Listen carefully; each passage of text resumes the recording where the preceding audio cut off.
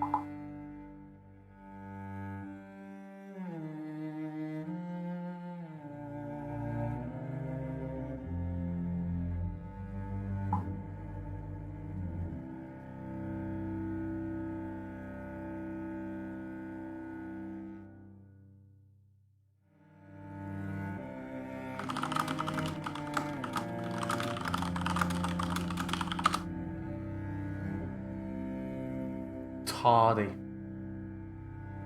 Unacceptably tardy, these people.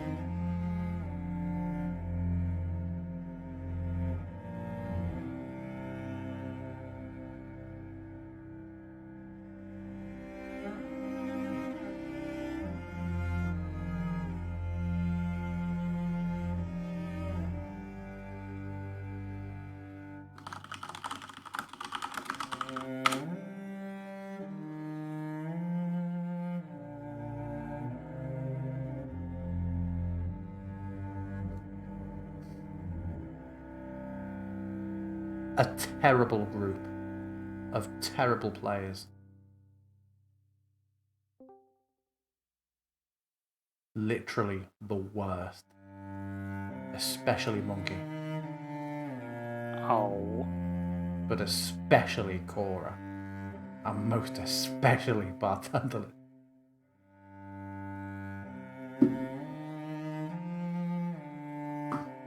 The one that always amuses me about yours and Lindsay's lateness is that you're always so early in Foundry as well. It doesn't even average out. Yeah, that's nice and early so that I can then go do things like Yeah, feed dogs and make I presume pizza so.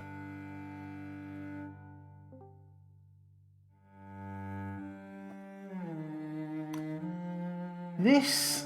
This bloody, more like the bad cartographer. The slow cartographer. I might change his nickname to being the late cartographer. Hello, Milo. Have you changed your Twitch name? I didn't remember there being an underscore in it. Our esteemed colleague says hello, Monkey. esteemed colleague. Hello, esteemed colleague. I felt left out.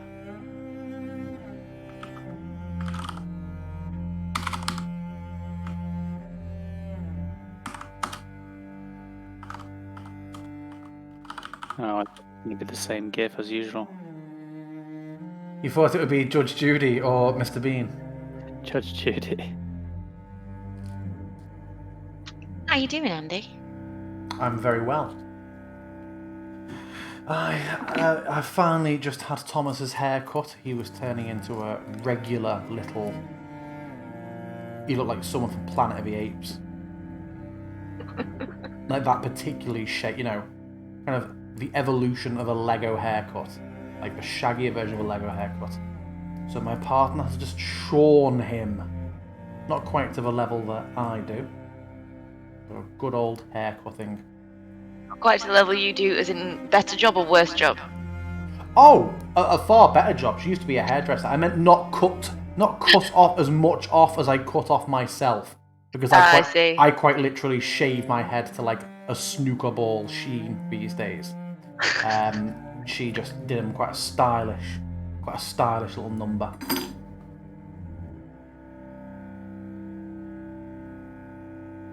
Here he is, the slow cartographer.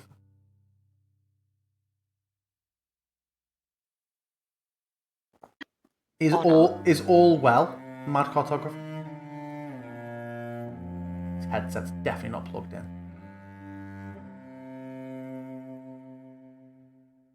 If you are talking, Bartandalis, we cannot hear you. You're not even light enough.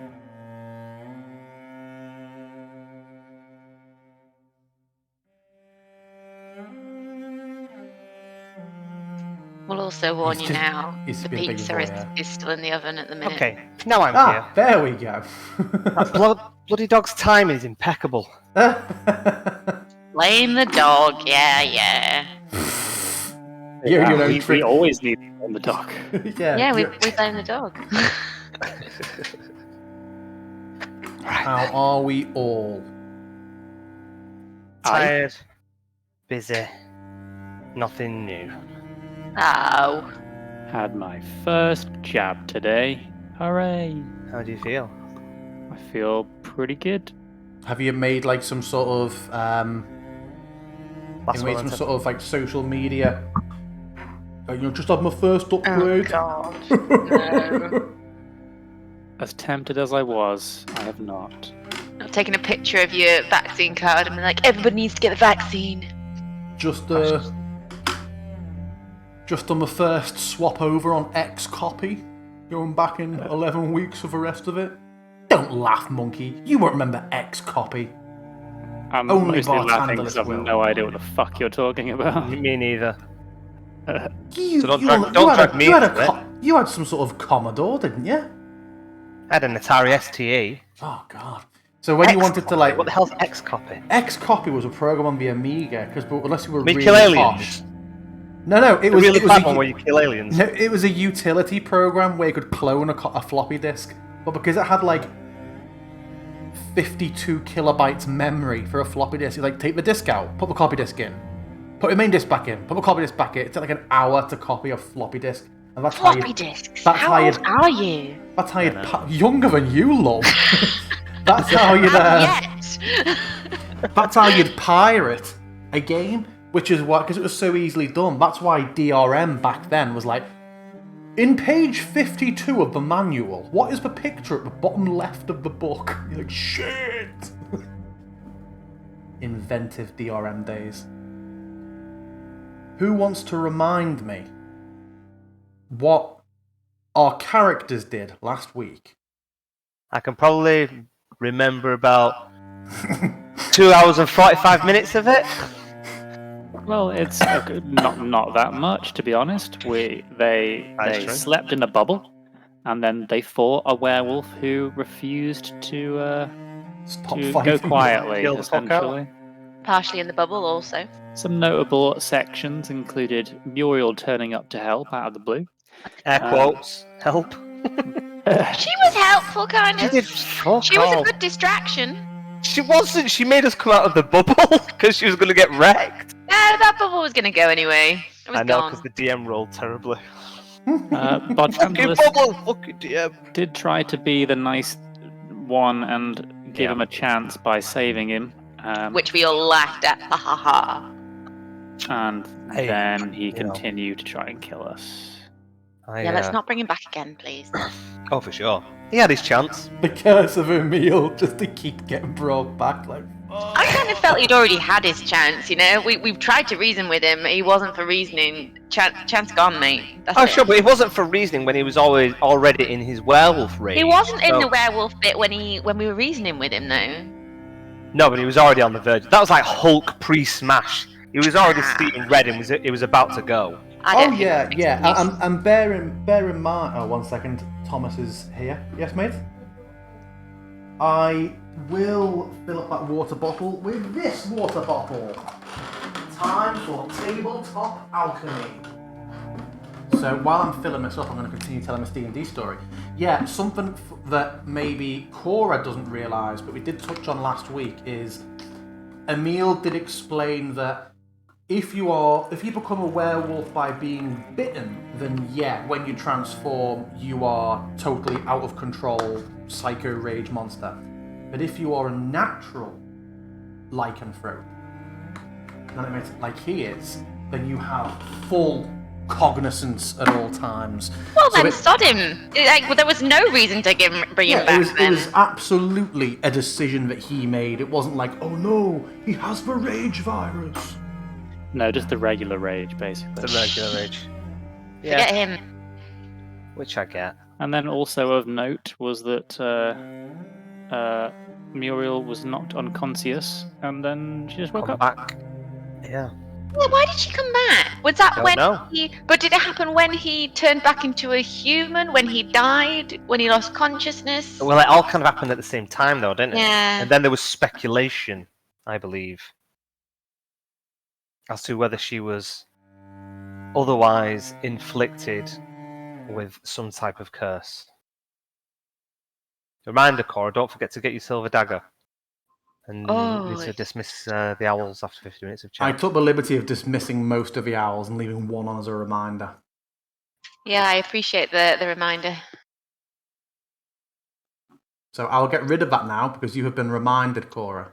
Well, yes. No, I need reminding. No. We're going to keep said owls for a little while because we're going to head off, I imagine, now. So we'll keep them around for a bit. And did you end up coup de grace him when he went out and just cut his head off or something, Halvor? Cora, didn't you drop your silver dagger on him 60 foot up? Yeah, that's right. Just really didn't want to get close to him, so just dropped it off. So it is still stuck in him. No, I think I couldn't get any closer. Otherwise it wasn't going to be an action, or there was some reason I needed to drop it. Yeah, I can't remember why now.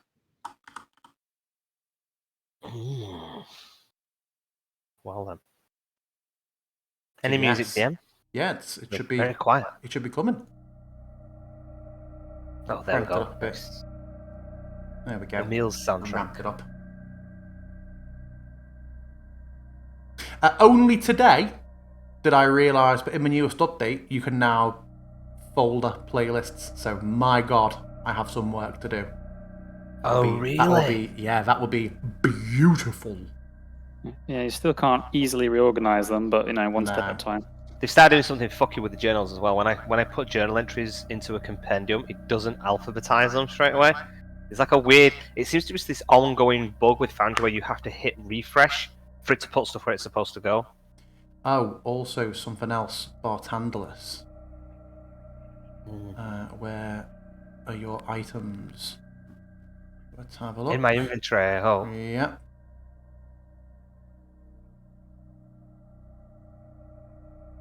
Oh, fuck, misclicked. Why do I need to place a measured template for my cloak of arachnid? Oh. How'd you like the apples? I mean, that's the biggest waste of time, because it refreshes at fucking dawn, and I've already used it once, so until we get dawn back, what a wasted template.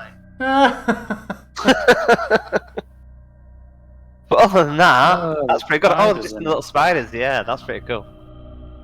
That's creepy shit. Yeah. Disgusting. I'll not be casting that. Just kill me. So, you all, except Halvor, are floating at various heights. Hovering above the ground like a group of Omni-Men. As Emil lies on his back, sort of slumped up that embankment, with Cora's silver dagger sticking out from got in deep just above his collarbone, and he is lifeless as the large owl deposits Muriel on the ground, who, if you remember, just sort of sits up and it's like just rubbing herself up the arms and looking around, and had asked you, Cora, where her bow had fallen. What are you all doing? I will drift down towards... Well, it looks like Caspian's presumably going down and getting dressed again, but just to make sure... God, I forgot he was in his grundies. Yeah, I will kind of swoop down and collect... Steal his pants. The bits of Emil's wife, just hand them to him. Doesn't make any difference now.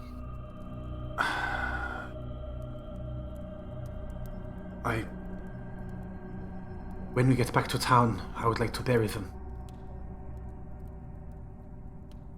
She was good to me. And then he starts pulling his legs into her. Ooh. Dum, dum, dum.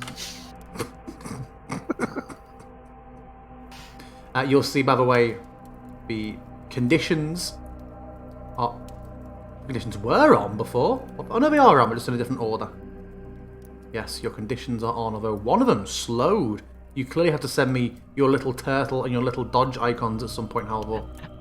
Yeah, okay.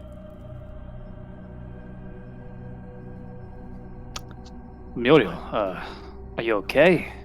You are unconscious. I think you just knocked me out for a moment. I soon came back to my senses. I'm fine. How did you find us? How did you know we were here? She looks over at Esmeralda. I was following a lead nearby. Strahd's elf and a number of undead. Davian's ravens saw them dragging your wagon in this direction a day ago. Got the wagon? Indeed. Dragging it towards the pass. It's just, and she sort of gestures off. This way. About half a mile that way. Where did we leave the wagon? Did we not leave it at the winery? Probably at the winery. Yeah, we left it with Muriel's family.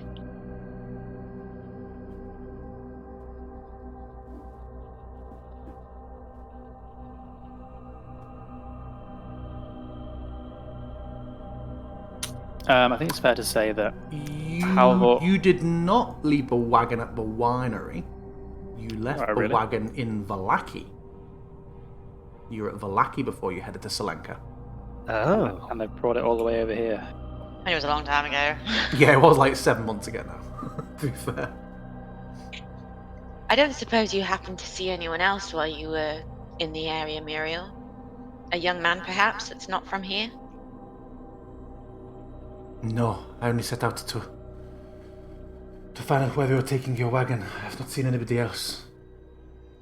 Well, when we get the chance, we should ask Davian to have his ravens keep an eye out. It's Cora's friend from back home, and he's disappeared on us. He's not himself. What's wrong with him? We believe that he may have a demon who has taken over his body. Like some sort of possession?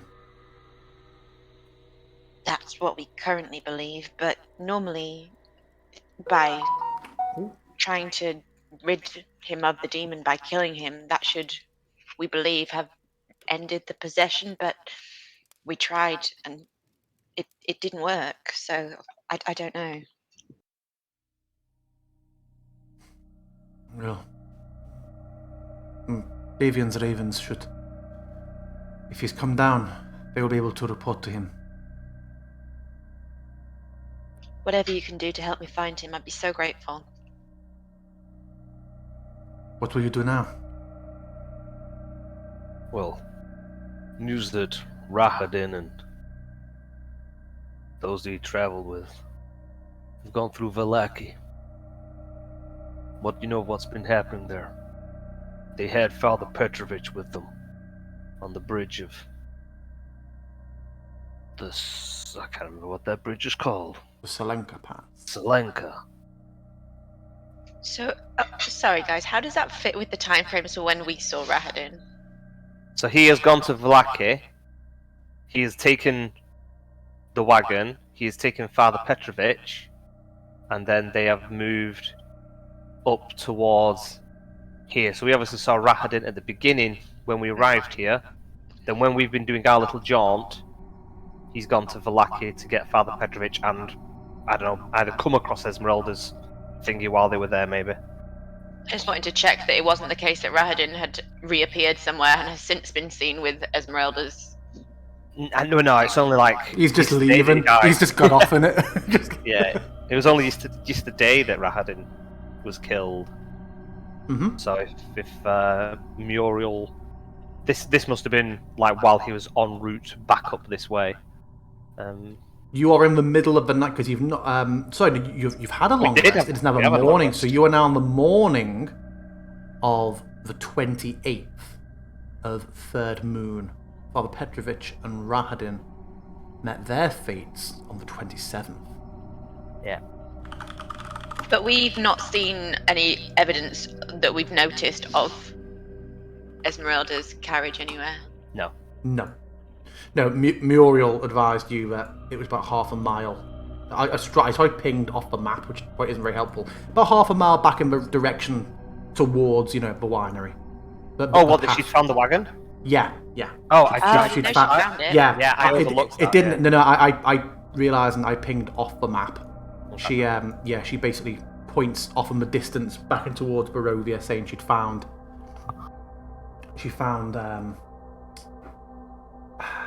the wagon about a half mile back. And I looked to Ez and said, "What interested would he have in your wagon?"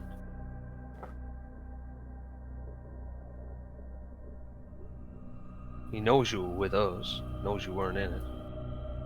Is there something in there?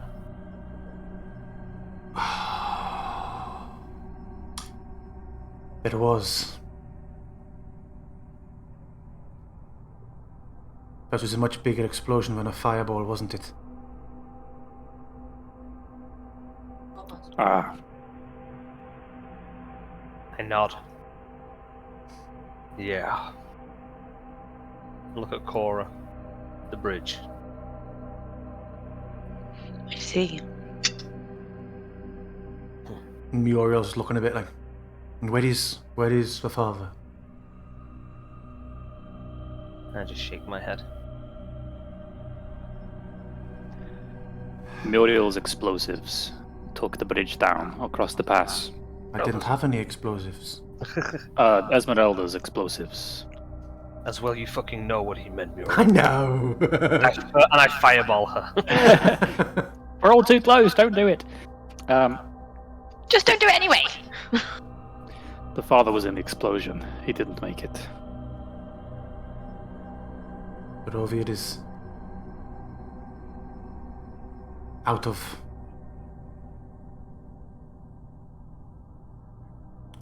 those of Lathander, then. Well, you might still have one, and I turn towards Bardandalos. Perhaps. What's wrong with your eyes? A little reminder of the temple. I'm fine. It won't get any worse. I don't know that. Nobody's saying it. Considering I ran in and tried to save Muriel from getting mauled to death, I think it's fair to say that I saw how much she got hit, right? Mm-hmm.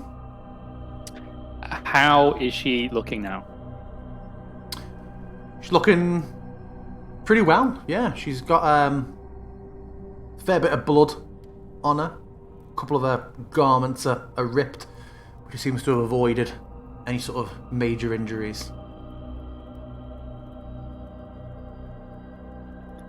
Is she looking like she's unscathed? Other than material damage? No, you do see she's got a couple of little like cuts, nicks, cut on her chin, her arm.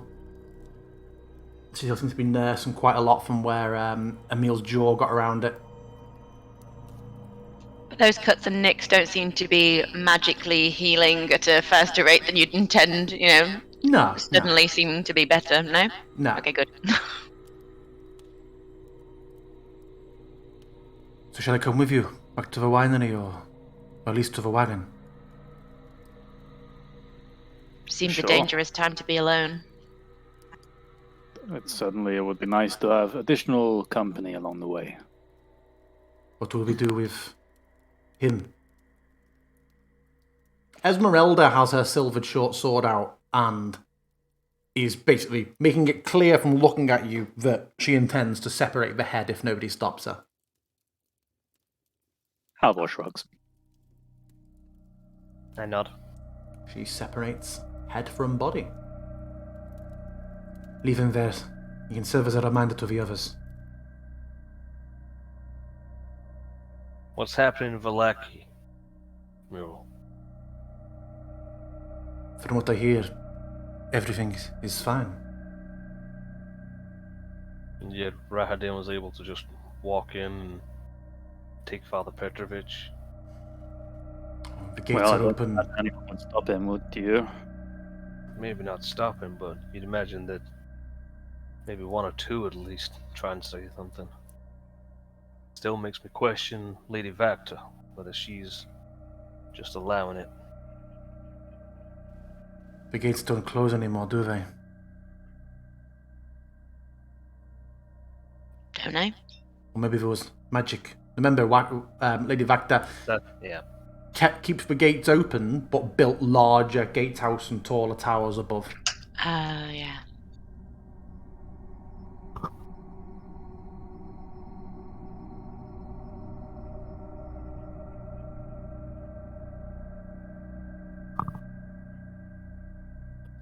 Well, is there anything else we need to do here, or should we make a move on reacquiring the wagon? I'll need some time to prepare some spells. Sure, we have time. And I nod, and I will sit on the log and take out my spellbook. And I will spend the required amount of time to update and prepare my new spells. Which is... yes, because a long rest has been completed, of course. Yeah.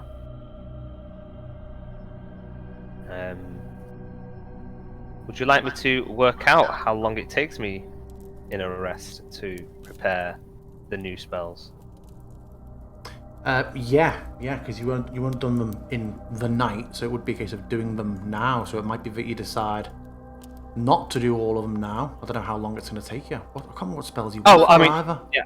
But I mean, preparing spells is literally something I'm supposed to do every day when I change the spells around. It's like 10 minutes per level of changing a spell out, so it's going to be. Yeah, that is what you went for. So yeah, I don't mean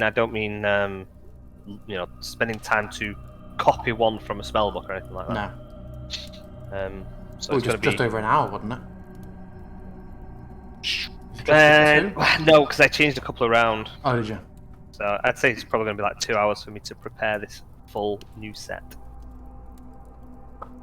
So if he's doing that here, what's everybody else doing? And is Cora dismissing her owls after 50 minutes? Yeah, after 50 minutes, yes.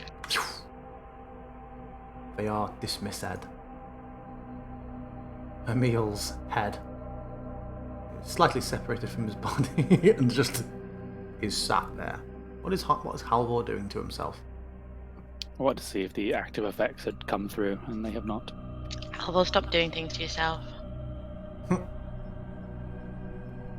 How long's fly last? About I've run out before these spells finish? Yeah, 100%, yeah. I will update that. Cora, it didn't fly down to before, so you're taking 60-foot fall on that. What? I'm sure.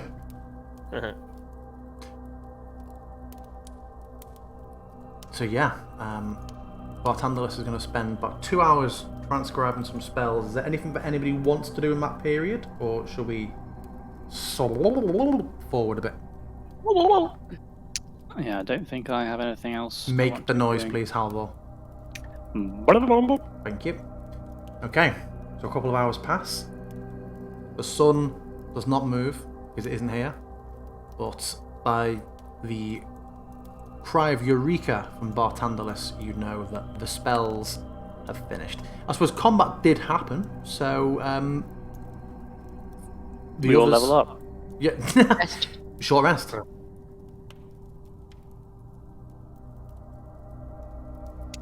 Now that you mention it, no one's particularly battered. Now I mention it, what? I will roll.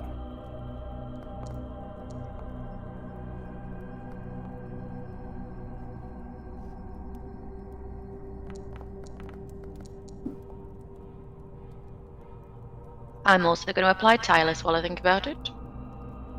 You do already have 3 points from Tireless. I'm not to apply Tireless because I've already thought about it. But 3 is not very many, so you could do it again in the hopes that it would be higher. What if it isn't? You die. Well, it can't be lower, so... Yeah, go on then. I want to see this.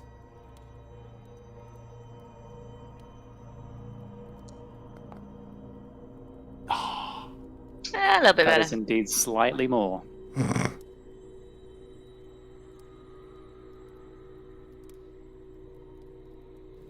Interesting. How come in the bag of holding, I don't have the option to add items to some of the categories, but I can add it to like containers? I can't add right, bag. because weirdly, that's only a place where you can display them. You have to create them in like loot and drag it in.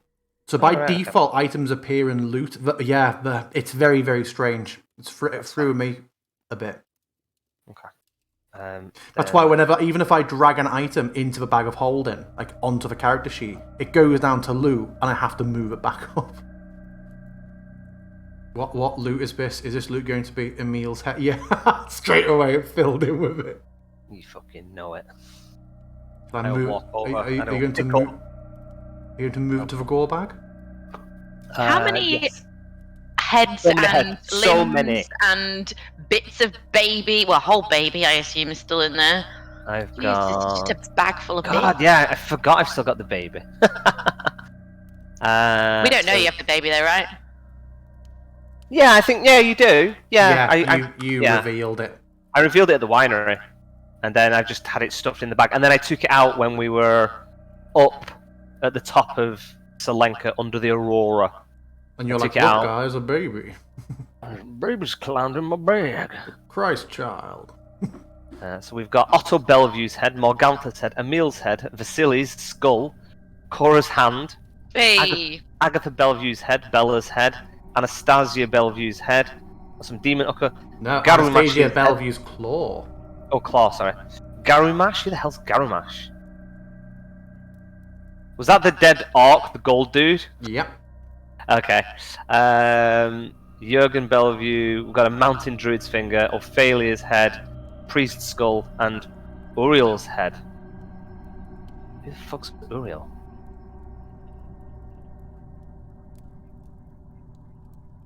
Uriel, guys? Well, click on it and it'll open up and give you the description. Head of the Deathlock wearing a hidden Lathander sigil. Oh, yeah, sure.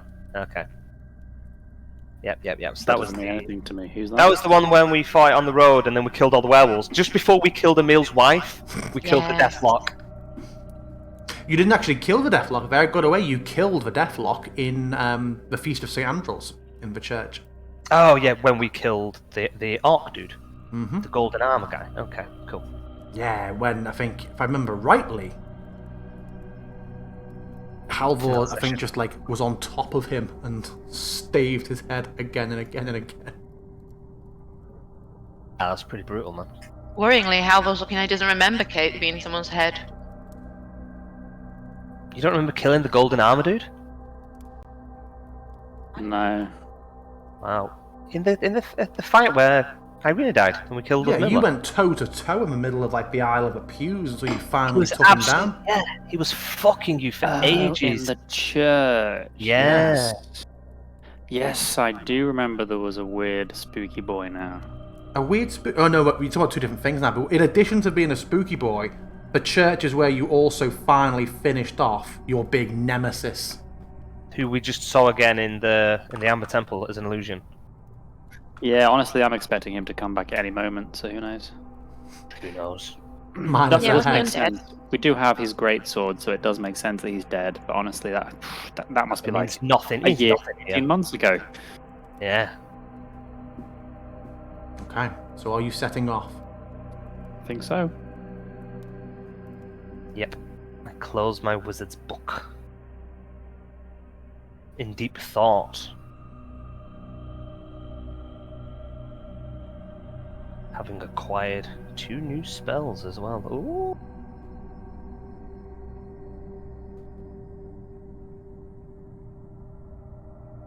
Muriel, sort of trudging ahead. Light snowfall on the floor. It's just this way. I blaze up the sunblade so I can see my way.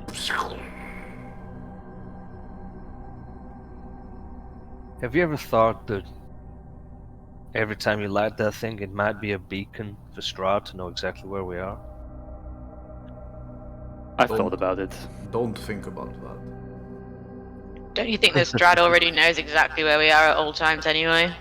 And I give Cora a nod. You know, it's a better point.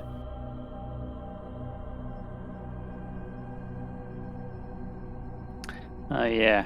Does Rhymefang gain any health on a short rest? In fact, is this an old Rhymefang token? I thought he was at full. He was on the other map. This is an old Rhymefang token. He is. Oh. Oh, we did it at the same time and it fucked up. When you do it. You forget you're an owner.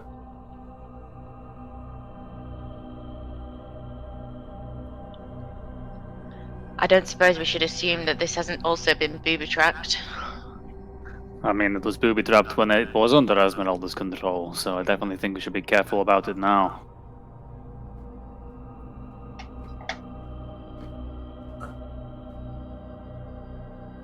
Give me 1 second. I need to be back for 1 second.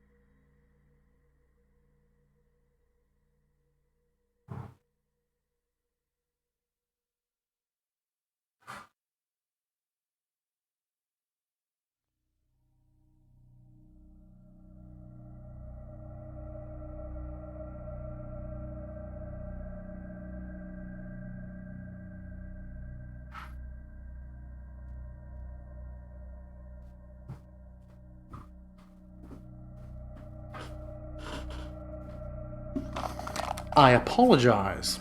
Are we all here still? Indeed. And Bartenders? No. I've nipped for a wee. He can probably still hear us. So yeah, Ez. Yeah. Gives it the once around. I would like to detect magic. Okay. Go for it.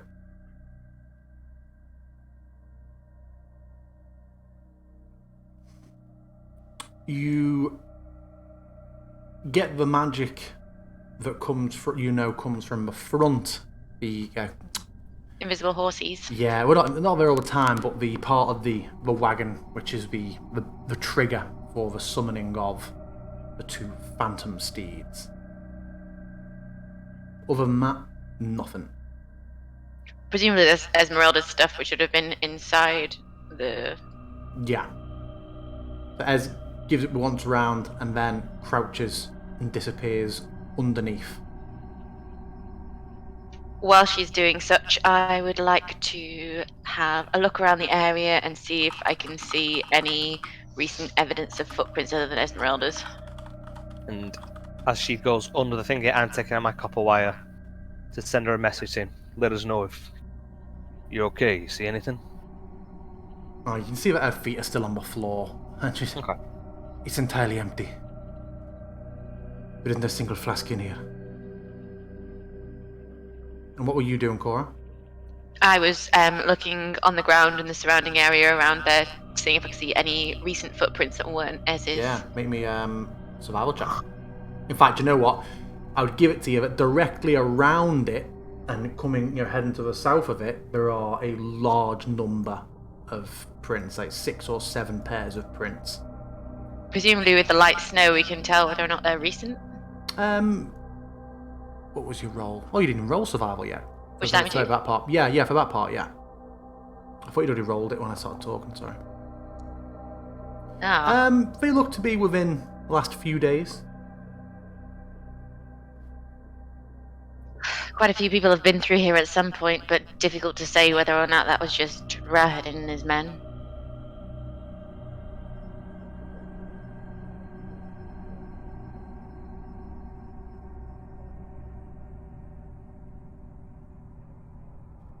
I guess the only way to know any more than this is to go inside, right?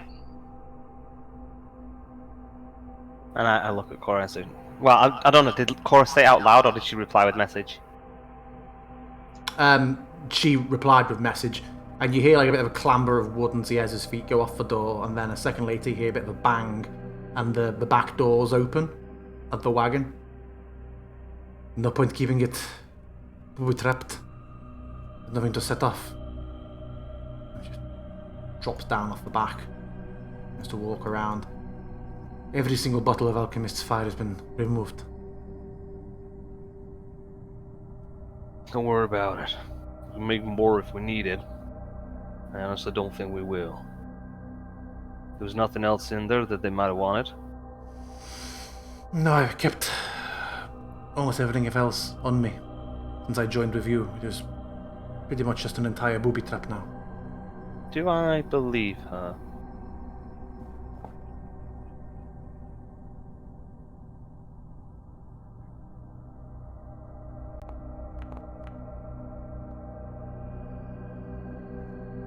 Yeah, she doesn't seem to be hiding anything. She seems quite matter of fact, not really paying attention too much to what she's saying to you. She's more just sort of looking over and thinking about her wagon.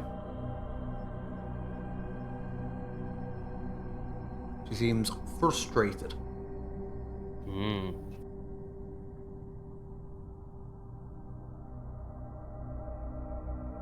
Well, at least we don't have to walk all the way back to town. That's true enough. And there's more room for all of us on the wagon now as well.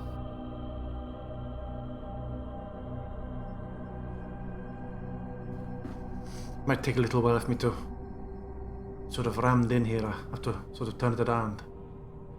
But yes, definitely we can take this back.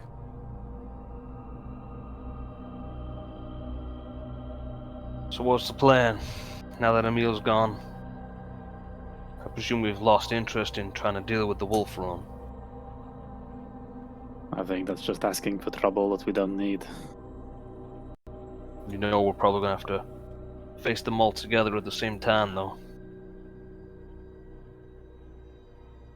If we move on Strahd, good chances people are gonna be there. Seeing how quickly Anastasia was able to bring a whole bunch of them. You know what they're like making the vampire spawn, though? They just seem to come and come, so what difference does a few more werewolves make?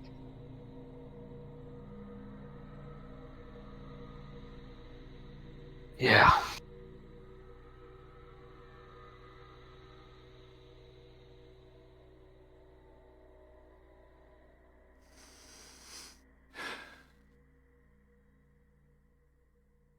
Do we know how many of them are like Big Boy and Big Boy 2? whose names I cannot quite remember right now. Kirill and Vorador. Kirill and Vorador. What do you mean by like them? You mean born like that? They will no. Correct me if I'm wrong, DM. When they became. They are significantly larger. Yeah, they are like Okay. super soldier. Was there a werewolves. reason for that? Do we know? I don't know, because I mean they were in the same. They looked the same as Emil, right? I mean, yeah, not from having different art, but they are much larger. They're kind of like the and super more alphas. powerful. Yeah. But I thought Emil was like that because he was born that way. So I think you're conflating two different things. Okay. Their control over it is a result of if it was inflicted on them or if they were born with it. Their power is just how powerful the individual is. So there are smaller, weaker werewolves, and there are big, strong werewolves. But that's not at all related to how they became werewolves. No, I think all of the ones, like the original ones, are thereby they were born to it, and then the others are the ones that have been kidnapped, that have had it afflicted upon them. And I do say, whilst I think about that, depends whether we want to try and help those that were kidnapped. Ain't nobody else gonna help them.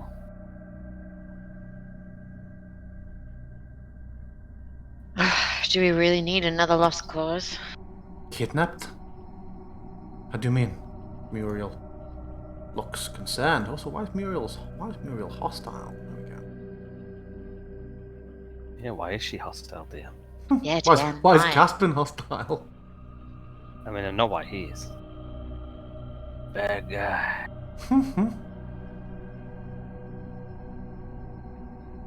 Emil had said that there were different children.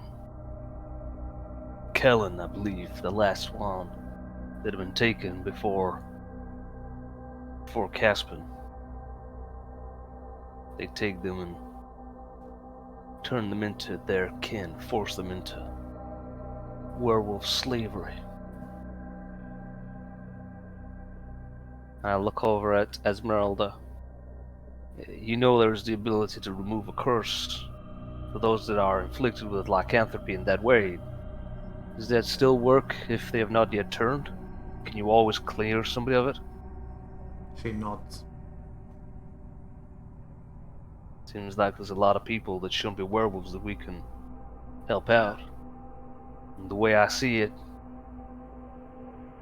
any of them that are true-born werewolves, we're all part of it. They all got involved. They all enslaved these children. They're all guilty.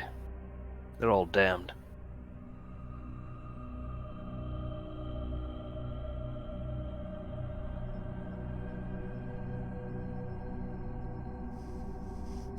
So what shall we do? Look between Halvor and Cora. Do you think that we stand a chance? Better now than we did when we first came across them. I mean, I don't want the people here to be suffering and enduring kidnap and danger on the wolf run, so I'm willing to give it a shot.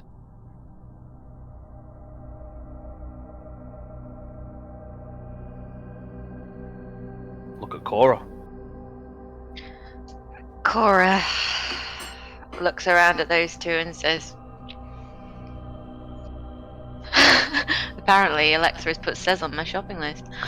I look at you two and Cora says, if you guys are in, I guess I'm in. But I do need some arrows. That's fine, we can stop him, Kresk. And Esmeralda, we all know your feelings about werewolves, right? Just nods. Pats the silver short sword there yet. What do you think, Muriel? You're a local. Is this a good idea? The werewolves have always been there as long as I've lived, and earlier they're an old part of Barovia, but they've definitely become more aggressive and cruel under Kirill. So if it'll make the eventual goal easier, then yes, I agree. Very well. And that's what we'll do. Who knows? If we let them know in Kresk what we're planning, seems like they're a bunch of werewolf-hating folk more than anyone else I've met in Barovia. Maybe they'll throw a little help our way as well. And she nods.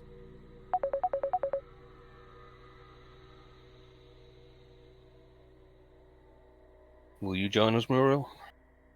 I know that Davian was against you going to Berez, but seems like he seemed to be straying a little further from the home than normal.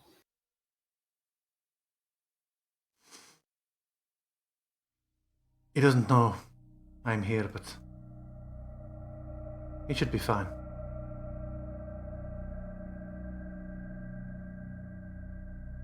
Don't do anything that'll push yourself too far. We don't want to force you into any undue risk.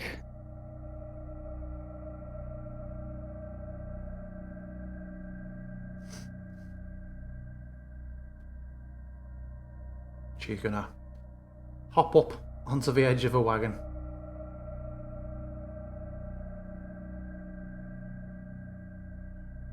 I will step up to Esmeralda. Oh. Sorry, no. As she's climbing up, I'll kind of like walk alongside. It's fine. With the werewolves. Sorry, when we killed Emil this time, did he convert back to a human, or did he stay in werewolf form? He stayed in the werewolf form. I just didn't. So I've got a werewolf head. You have, yeah. Okay, cool. When werewolves afflicted with the curse are knocked unconscious,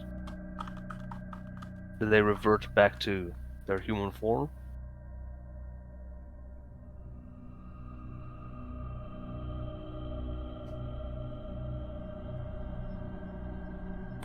I'm checking out of character. No, I think they stay in whatever form they're knocked out in until they die, I think. Is this basically so you can litmus test your way through the den? Yeah. I'll find out. I'll find out by then. It's like, okay, well, you're salvageable. Yeah, I'll check out for you. And then second question: The opposite. If I remove the curse on someone there and then, will it instantly revert them back, or does it take time?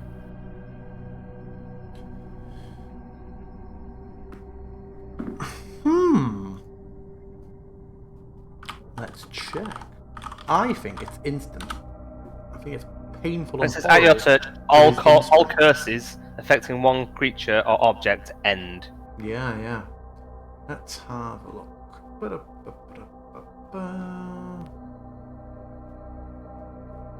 Remove. I don't care about the different types of lycanthrope. I want to get to the removing of it.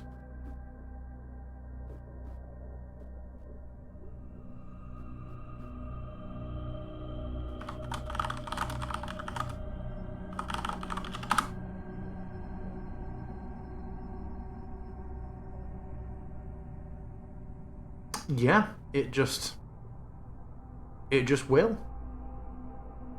Okay. A remove curse spell can rid an afflicted lycanthrope of a curse, but a natural born lycanthrope can be freed of a curse only with a wish. When now Muriel has gone towards the Esmeralda's carriage thing. Mm-hmm. Am I detecting any magic from Muriel? Good point. Yes, you are. Her bow is magic, and what looks to be a ring that she is wearing.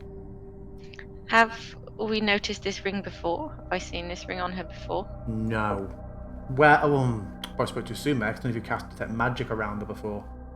But certainly the first time Cora's noticed this, because Cora hasn't had access to this spell for very long. I think she has, but she's not used it.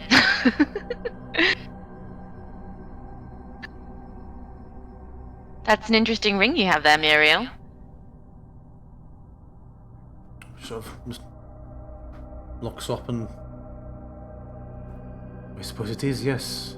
It's from Davian as a mild enchantment. What does it do? He's protective. He takes a little vitality from the air every so often and returns it to me. That would explain how you seem to be so well, considering the incredible onslaught that you just endured. A lot of the blows just caught padding. Smiles.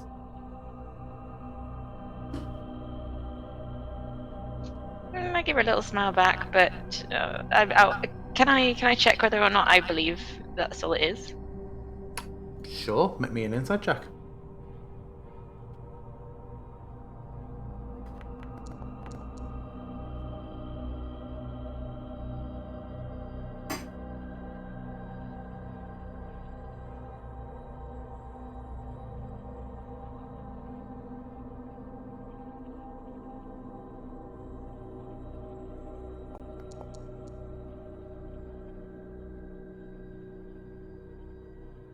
She smiles and just looks at the ring before returning back to sort of making sure her bow and everything sort of propped securely on the carriage. But you feel like she was trying to avoid being a little bit coy.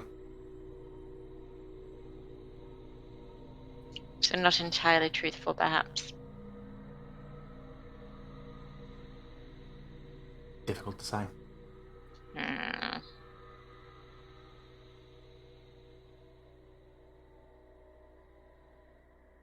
So Ez would start the bit of a tedious process of summoning the horses and gradually rotating this wagon. Oh, well, that was a nice guess on just what rotation amount to change it by. Who's going to go where? I will go with Muriel. Yeah, but where you sitting? Well, Muriel had sat herself at the front, but I suppose to allow for some PC interaction, as she's seen everybody's getting ready, Muriel will hop to the back and have her bow ready and say that she's going to sort of, my God, stop following her around, you're like a fucking puppy. And the wolves will, Rivenfang will trot along behind, sort of keep an eye on you, Cora. Rhymefang, I imagine, well, Rhymefang will go travel how Halvor tells him to. Oh, they're just following along with us.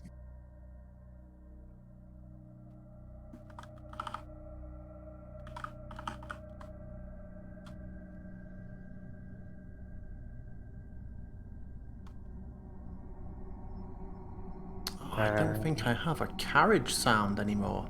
I need to fix that. No good at all. How are we even meant to be travelling around? But yeah, thank you very much. But yes, you set off north. I'm presuming even from within the wagon is Halvor's sun's sword just like a beam of God. light out in front of us? Yeah, it might need...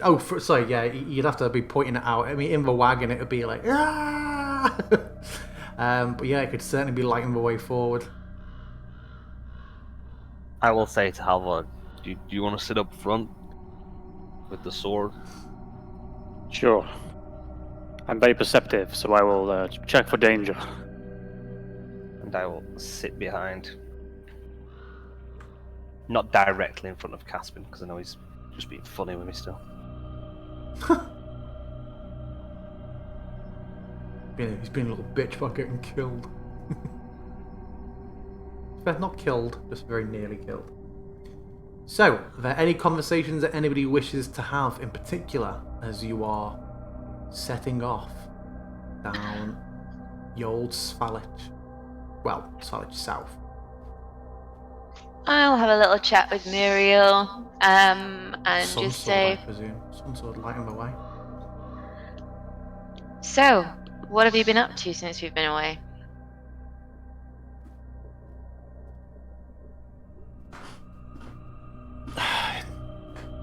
Not a huge amount. Helping out the winery. Traveling around. Went to Vallaki for a few days. Then to visit Owen and Danica. And headed back.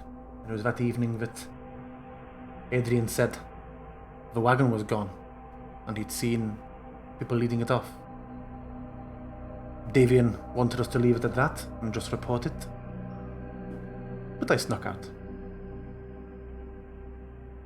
Of course you did. You're not one for following rules.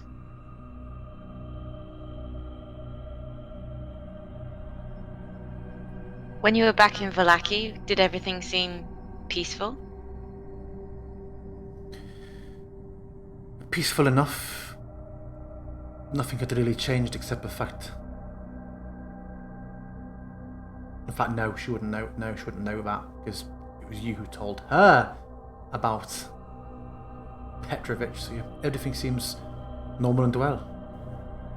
The burgomistress's changes seem to be being well received, but I keep in mind what you've said about her.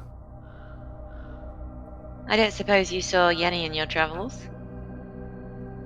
I have not seen Yenny in a little while. Not since I last saw her with you, I think.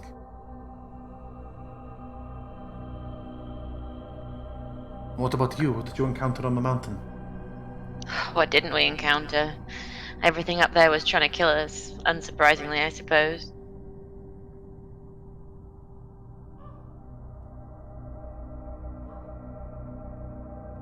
For instance? Wolves, dire wolves. We saw some strange rhino-like creatures. Rhino? Yeah. They were large like cattle, but with a giant horn and woolly.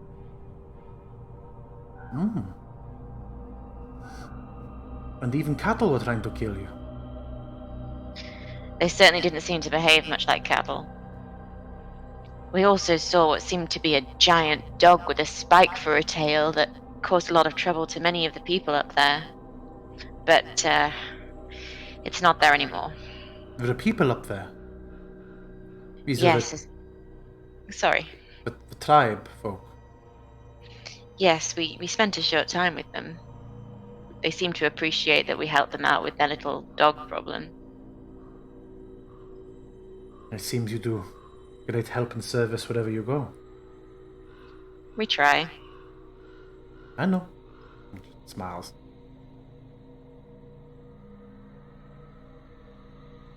The journey will take about 2 hours. By the end of which, you find yourself the familiar sight of the Svalich Road. You would know that to the left, you would eventually reach Kresk, or, well, you'd have to turn off to the winery in Yesterhill first, or beyond that you'd cross the Raven River and end up at Kresk. Or if you were to go right, you would be heading towards everything else. Remember, you can jump through to the Lands of Barovia to have the homepage if you want to check. Yes. Left is Winery Yesterhill Kresk. Right is everywhere else in Barovia. Esmeralda calls from the front. It's like, which is it then?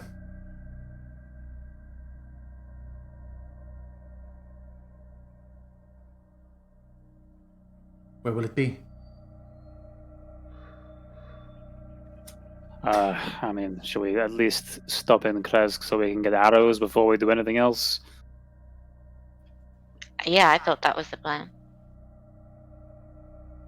With a nod, she cracks the whips unnecessarily, and the wagon jolts as it turns to the left and starts to head down Svalich Road. DM, can Muriel please make a DC 14 Wisdom saving throw with disadvantage, please? Mm-hmm.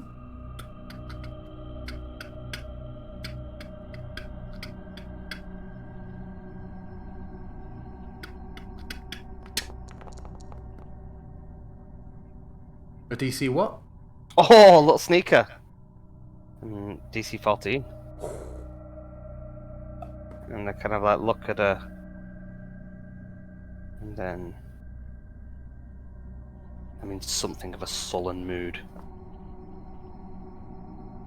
Are you okay? Yeah, I'm fine. You okay? Of course, just I thought you were to say something. No. And I'm already putting back the book that I'd started taking out. The kid was so. I'm fine. Just nods and returns to a conversation with Cora.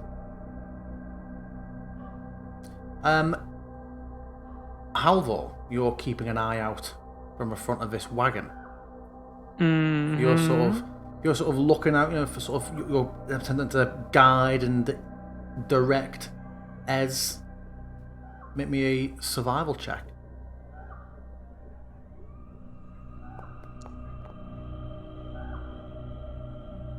Okay, can you roll me a d8?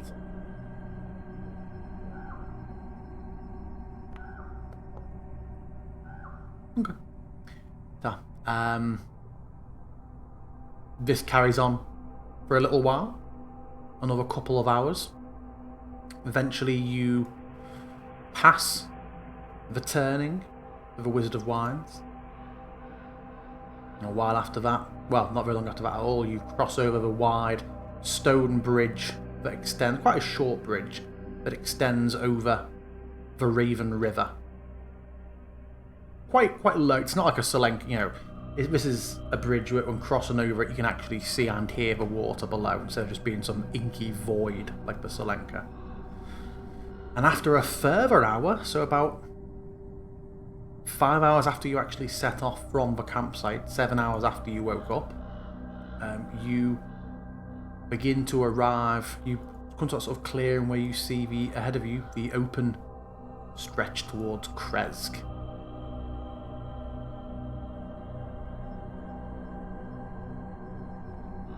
Civilization.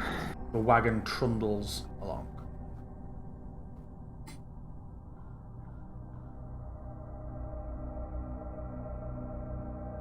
So what is it that Ez sort of calls back? We're making a list. What do we want to get done here? Just get some arrows and then leave? Have to rally some guards?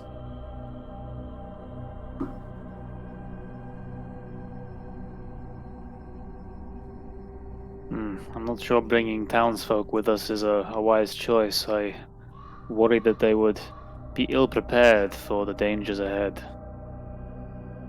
Been fighting werewolves longer than we have. Sure, if they want to send some people, then who are we to stop them? I might at least imagine be able there's to. a good chance they might refuse. Maybe, but they might be willing to equip Cora with some silver arrowheads or something. If we're lucky.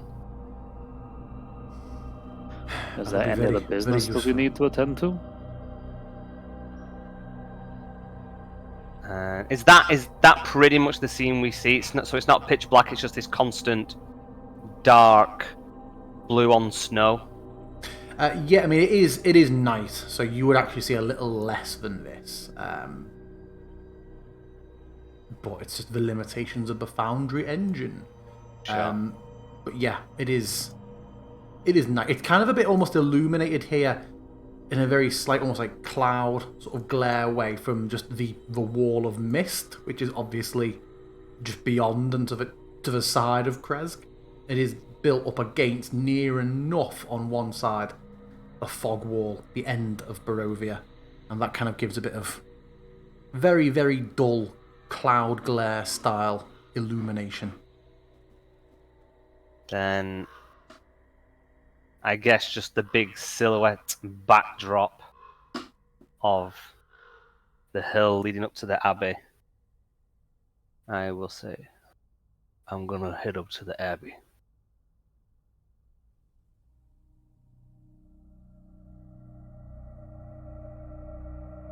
What?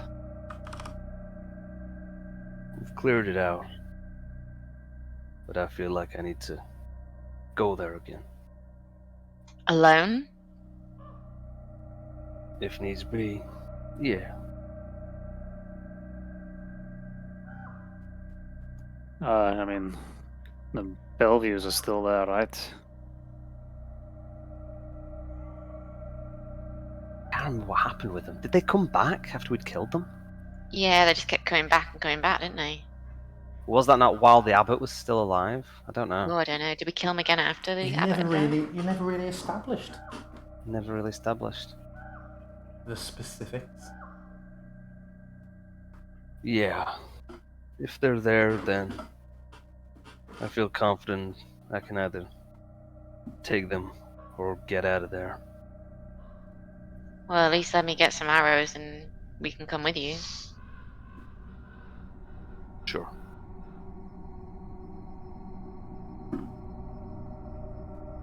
As you draw closer, you see the gates, somewhat unsurprisingly, are shut.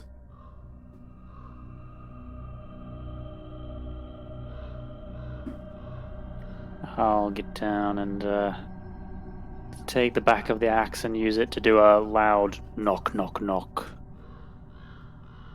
No, wait, slower than that, so they're actually a little bit scared. Do, do, do. Du hast. Yeah, the first one of crows take off from the walls. And yeah. Crows! After Not even Raven. Yeah, Raven. After a after a minute or two, you still stood there. Did we see any lights like on the glow from the inside of the town as we were approaching? You did Obviously, not. like all the lights are off. You didn't see any lights in the towers as you were approaching. No. Oh, it is night time, I suppose. But this is like the only gate in and out, right? I will blaze up the sword, 420 blaze it, and knock again. I will call out, "Hello? Is anyone there?"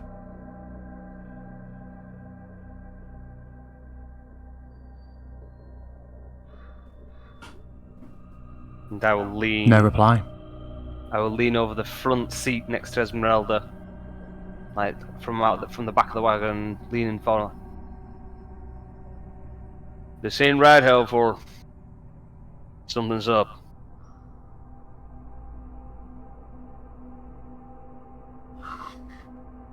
Well, what do you want to do? Leave? Break in?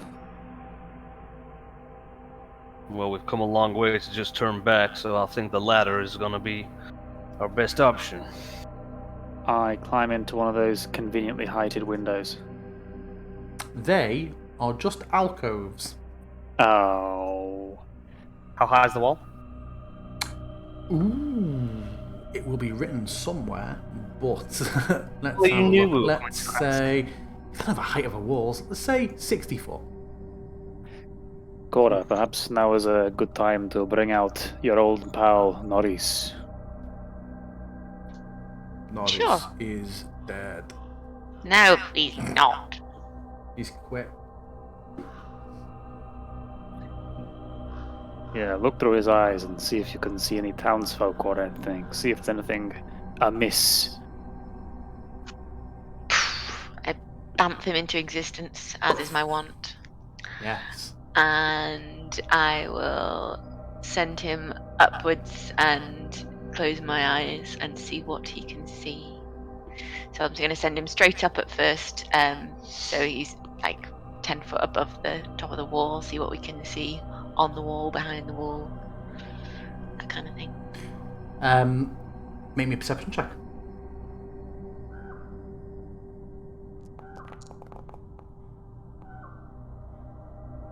Looks to be a town at sleep. The lights are all off. There's no guards out or anybody around. The snow is piling up a little bit in front of some of the buildings. And as Norris does a little scan or a flyby or a loop, yeah, you just see a quiet, sleeping town. Well, it is nighttime. We could try camping here and wait till morning. But you think they wouldn't even have somebody on watch? I mean, it's a pretty small town. They don't have many residents. Do any of the houses have any smoke coming up from them or anything? There's no lights in any of the windows, not like a smouldering ember or anything? Since we have a watch, do we have an estimate of the time? I mean, it's always night, so, Yeah, everybody's there. Clock is fucked up too. Yeah, you'd think there's some people would be awake and some would be asleep because of that, though, wouldn't you? If you were to check the clock, it would say about 3 p.m. 3 p.m? And they're all asleep? Well, they might not Lazy be. sods. But it might not be 3 p.m. It might not feel like 3 p.m. to them. If it's been night for like the last 3 weeks, who knows? DM. Who knows? Well, yeah, that's probably more accurate. DM, when we were here, hold on. Sorry, before we start, Cora, no, you don't see any smoke. Oh. Go on, sorry. Batandus. When we were here, and we were here during a normal nighttime before all these dawn shenanigans, was there normally somebody manning the gatehouse and the walls at night? Yeah, yes, you first arrived here. Was it at night when we arrived? Yeah. Right, okay. It seems weird that there's absolutely nobody out there. Don't you think?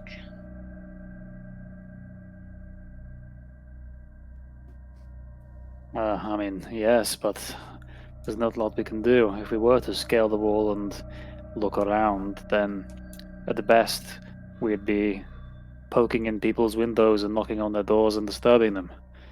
Don't you think it might be easier to wait until they would potentially be awake? I mean, it's about time for us to be making camp anyway, isn't it? The picture that we've got in front of us of the walls and stuff, are those windows really there? No, they're just alcoves. Okay. Is there any kind of guardhouse or anything that Norris could see? No, there isn't. There's not a guard. Remember, it was a very, very small town. I also just need to reload a second.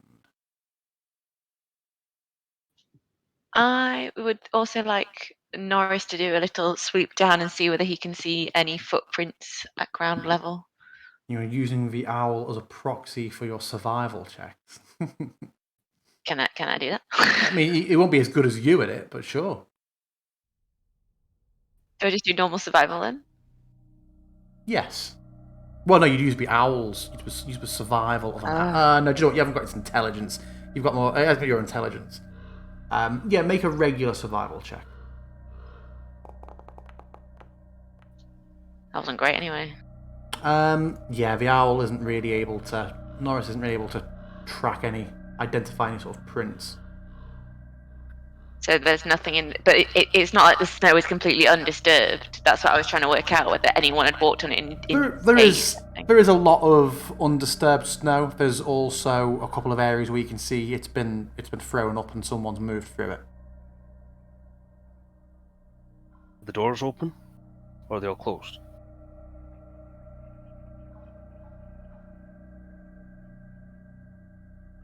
Is that Takora? Well, I mean, it would be, but she can't answer it. So I'm presuming these are the things that Norris would be able to just presumably see if he's flying around the streets. Some of the doors you do notice, Cora, are open. There's some open doors. Do I try and send Norris to have a look? Seems a bit of an invasion of privacy. I mean, something's clearly untoward here, so if someone's got their door open in the middle of the night in this weather with no lights on, That's true. then either they're not home or something worse. I would like to, in that case, find the nearest house with the door open and look at sending Norris in to see a little poke around. Okay. So, are you wanting him to just fly in blind, or is he landing on the floor outside and sort of bird hopping towards the door a little bit? Yeah, we'll be a little bit cautious about it because obviously Norris, you'll just try and squish him at every opportunity. Yeah, if I wanted him dead, then the air pressure would have killed him. This particular house, popping his head in, you see a bit of snow has blown in through the door. Everything else is arranged normally in the house. There is a sword resting on the table, a dining table, and a single chair on its side. And the sword looks clean.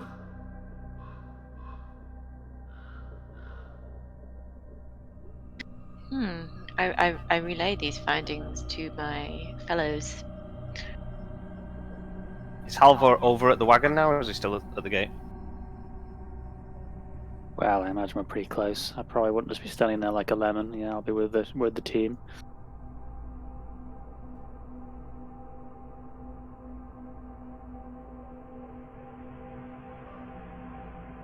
What shall we do? Asks Ez. I mean, if things are this strange, should we go in? Maybe they've all retreated into the cathedral or something.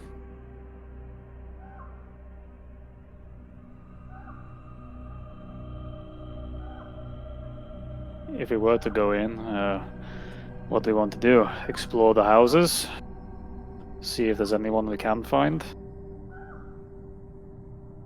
And but Endless, do you think if you scaled the wall, you'd be able to open the gate from within? No doubt. No doubt, no doubt, no doubt.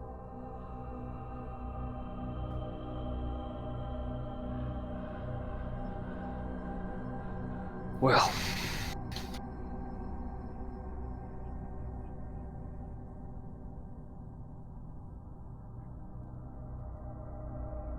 Has Halvor crashed? As Halvor isn't on any scene.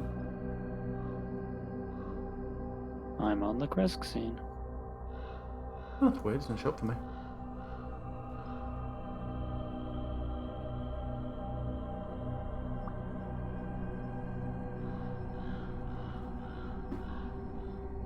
So what are we doing?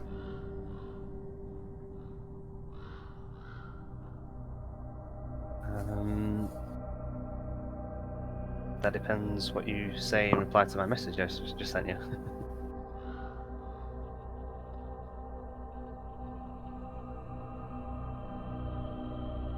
What, as in you want to change it to something else? Yeah. Yeah, you haven't cast it or even mentioned it. Yeah, sure. Cool. Because I think it's like now's the time I'd use it, but I also feel that's really fucking boring to use it. So yeah, I will climb down from the wagon and approach the wall.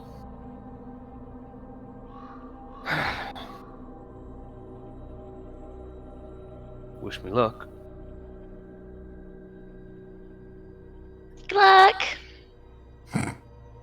And And I cast Galder's Tower so that we can just climb over the thing. Okay. Put my hands on the cold surface. Start slowly crawling my way up. When I get to the top, I'm listening for anything on the ramparts. Is it like a walkway on the other side of the wall, or is it? It is. It's not closed. It's not like a closed roof. No, it's just a walkway. Okay, so I'm gonna move. I'm gonna kind of like go a little bit more over here, so I'm not like right next to the guardhouse for where anything might be. Mm-hmm. I like stray away a little bit. And as I'm halfway up, I am going to cast Dark Vision on myself, and I will tick that off. Maybe cast it on us as well. Oh, wait, is it one person at the one person at a time? Yeah. Okay, never mind. Yeah. I was thinking if it was default was 3, you could at least give us. Yeah. No, I end up having to burn on my second level spell slots to do it. No, that's fine.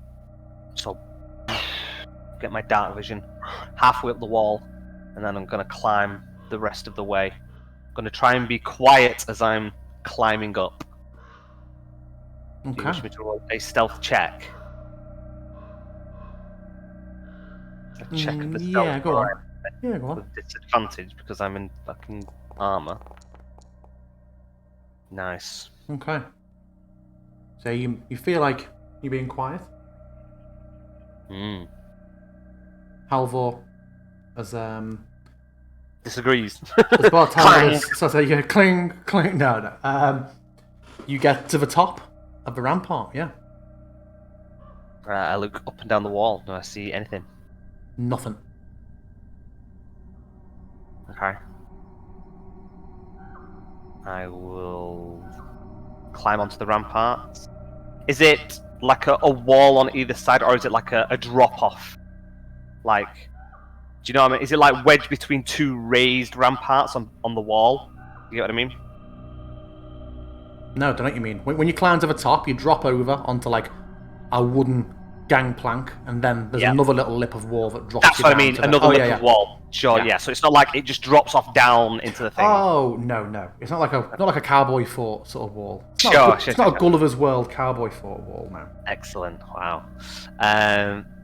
Okay, then I'll go and have a look into the town, see if I can see anything nearby as I'm slowly walking towards the guardhouse.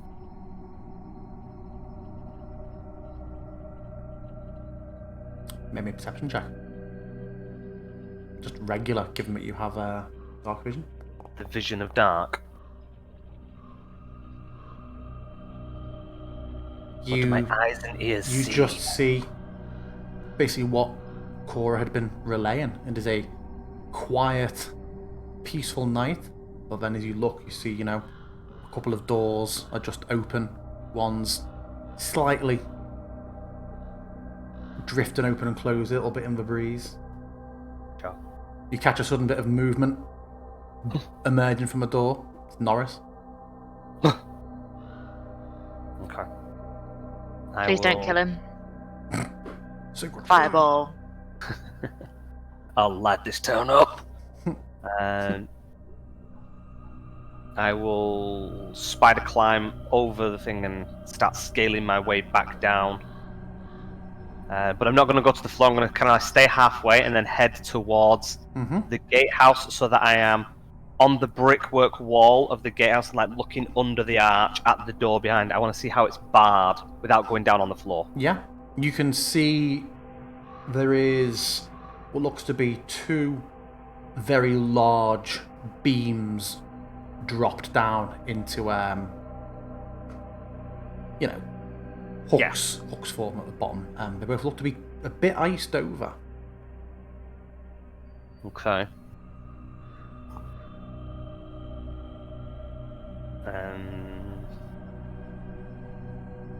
I will take out a piece of copper wire, still holding onto the wall with one hand, and then I will whisper into it and then point kind of like towards the door and send a message to Halvar, who I expect to be on the other side. Halvar Jökulsson. So there's two beams.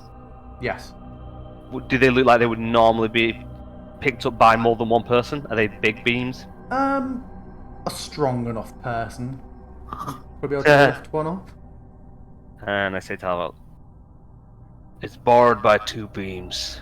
They looked iced over. Honestly, I think I'm probably going to struggle. Kind of feel I shouldn't. And if I run out of letters, if I run out of words, I'm going to send another message straight away. Kind of feel I shouldn't chance going down on the floor. That's fine. Do you have rope that we can use to scale our way in? We have some. We've got plenty in the bag of holding, right? That's where we'd have been holding some of it. I've got some, but I don't know if I had it in the bag of holding as well. There was I've got some in my inventory. Bag of holding, Selenka supplies, hempen rope. We've got 10. Oh yeah, the coils rope specifically for the Selenka. Yeah. So yeah, God, how long? It's 50 feet for hempen rope. Standard is, yeah. Okay. I say, look, save me tying 2 pieces of rope together. Maybe pull the wagon up against the wall. Gives you a little extra height to climb up. Will do.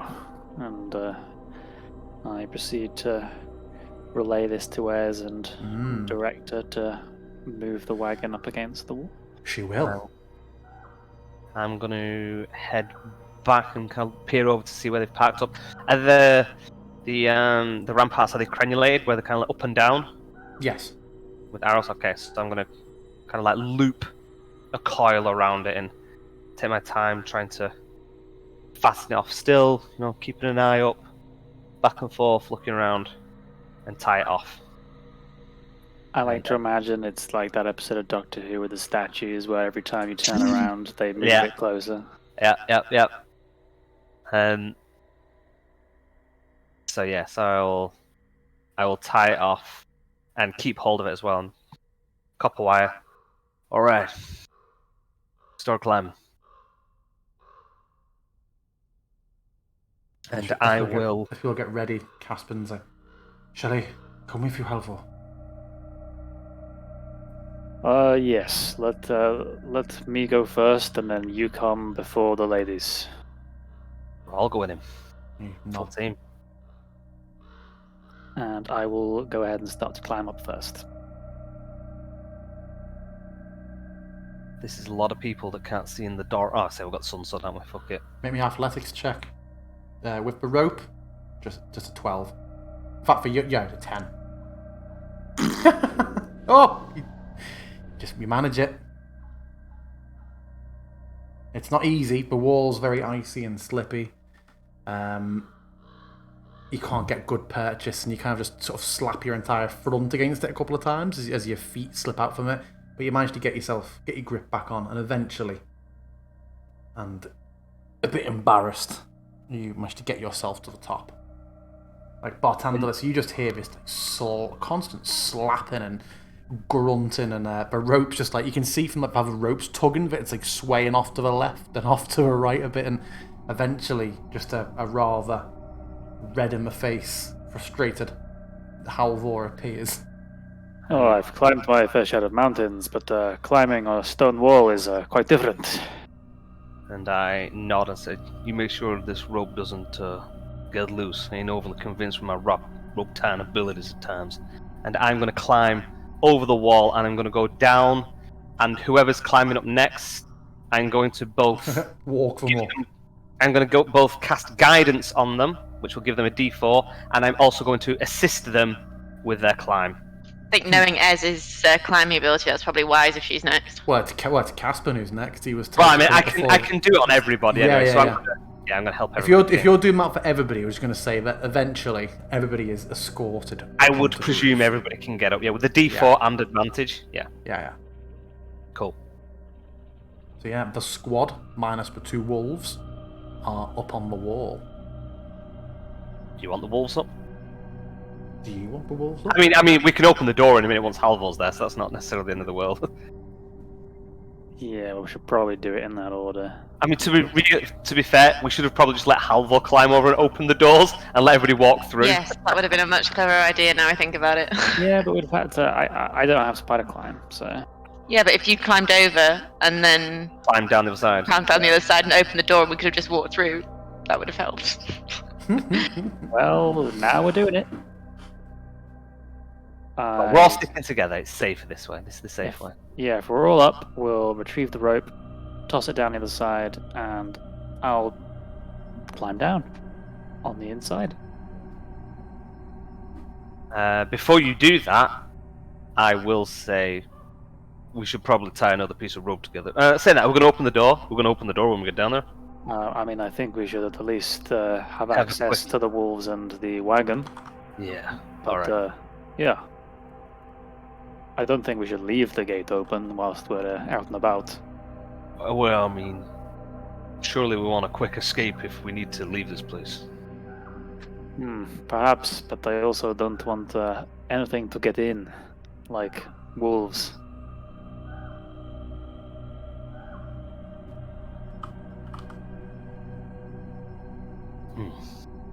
Although we might soon find out that something has gotten in.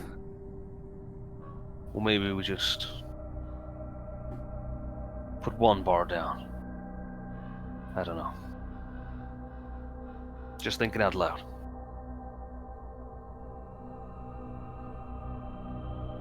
We ain't gonna be climbing back up this way quickly, that's all.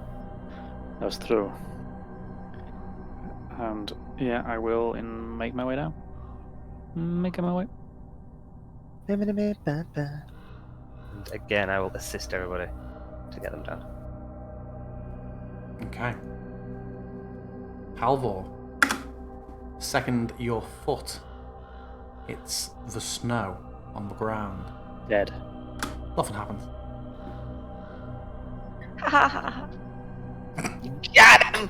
Got him! I will.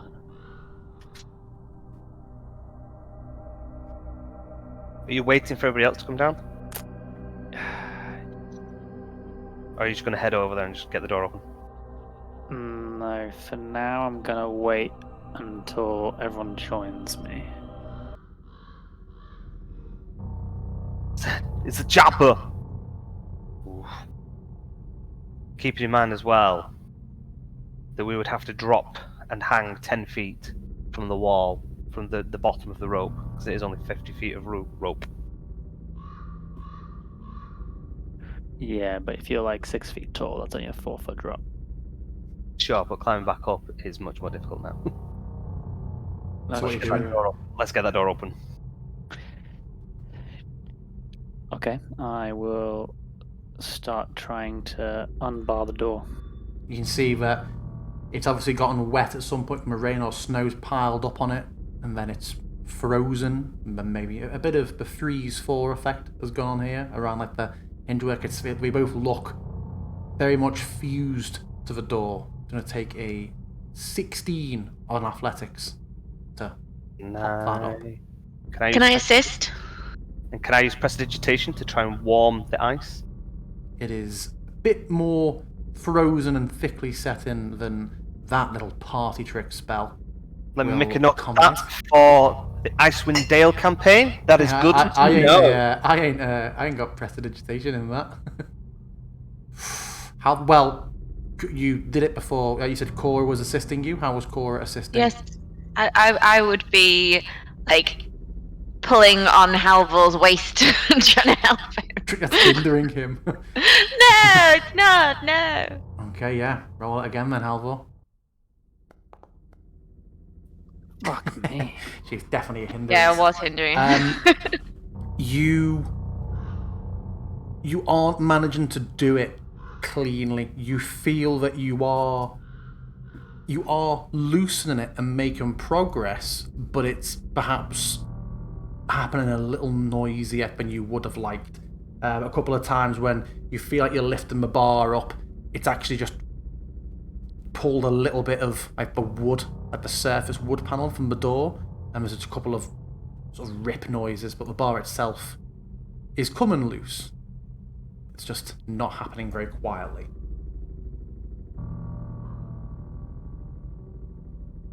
You want to park Norris a little bit out? Keep an eye out? What, and ask him to make a noise or come back to us if we see something? Well, no, just, I guess, keep an eye through his eyes, see if you see anything. Okay. And I will try and help Halvor. Does the Sunblade deals radiant damage? Does it give off any heat? Is it like Sacred Flame? not. It doesn't. No. Oh. These are quite big, right? So if me and Esmeralda, or me and Muriel both get on one side while Halvor's like in the middle of it, trying to push up with his shoulders, trying to, I guess, push them out. Yeah, you can't do double advantage, so we'll No. We'll lower the DC slightly. I'm just trying to make an effort, knowing full well that I only have a 7th strength. So, so we've got Esmeralda with 1 leg and me with 7 strength. That combined with our strength check. Saying that, better strength is still like crazy high.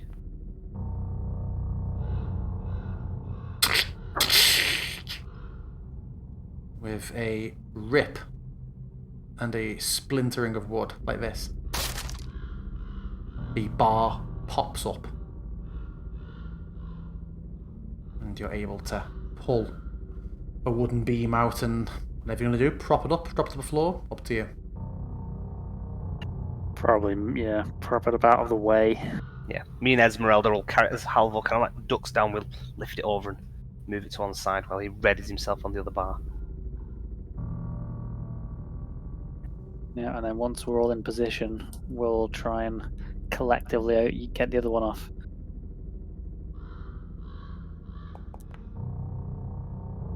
Much easier, this one.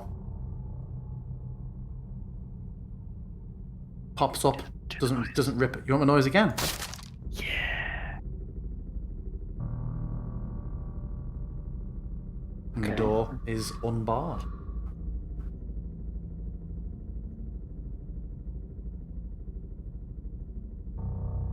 Will you be opening it? Yeah, I'm gonna make sure to open the door so that we can let the wolves in. This is going to be much smaller, but You trumping? But that's meant to be a wooden door creak. That sounds like a little trumpet. Yeah. It's a bit of a pain. You see, the snow is piling up and pushing against the doors, but you do manage to force it open. And Ez will, the wolves will both lollop in. Ez will go to the wagon and drive it through. There are no hoof noises from these phantom horses, remember, despite what our ambient tracks might have done a couple of times for carriage journeys. But they do neigh. Yeah, relentlessly.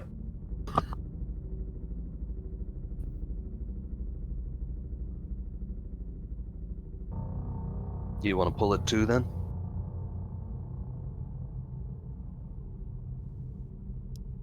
Yeah, do you think we should put a bar back on it, or not? I mean, you've loosened it up now, so you should be able to remove it pretty easily, right? Sure.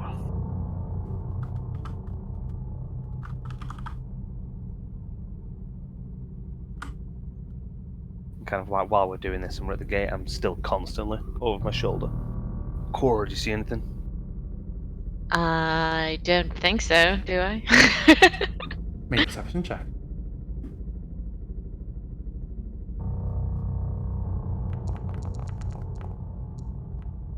Maybe I do. No. Seems Oh, no. seems quiet.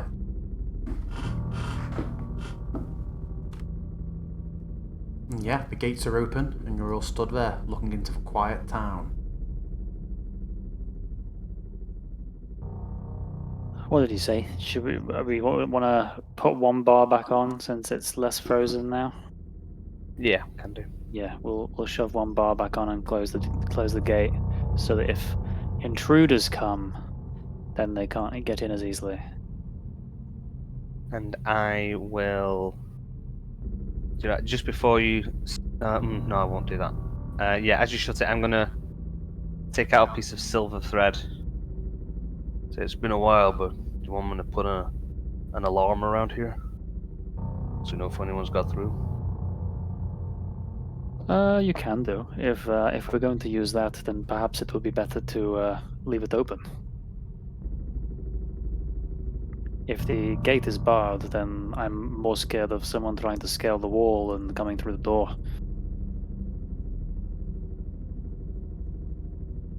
We'll leave it open, invite him in, but we'll know about it. Yeah, at least that way we'll be prepared. Alright then. Give me 10 minutes. And I will take out my spellbook, flip to my ritual, which I can see in the dark. And with my and whilst he's trying to read with his dark vision, I'm just gonna blare the sun sword up. Oh yeah. To what distance are you blaring the sun sword? First base, and then I'm gonna incrementally increase it to max. Okay. 30 feet. Which I believe is 30 bright, followed by 30 dim.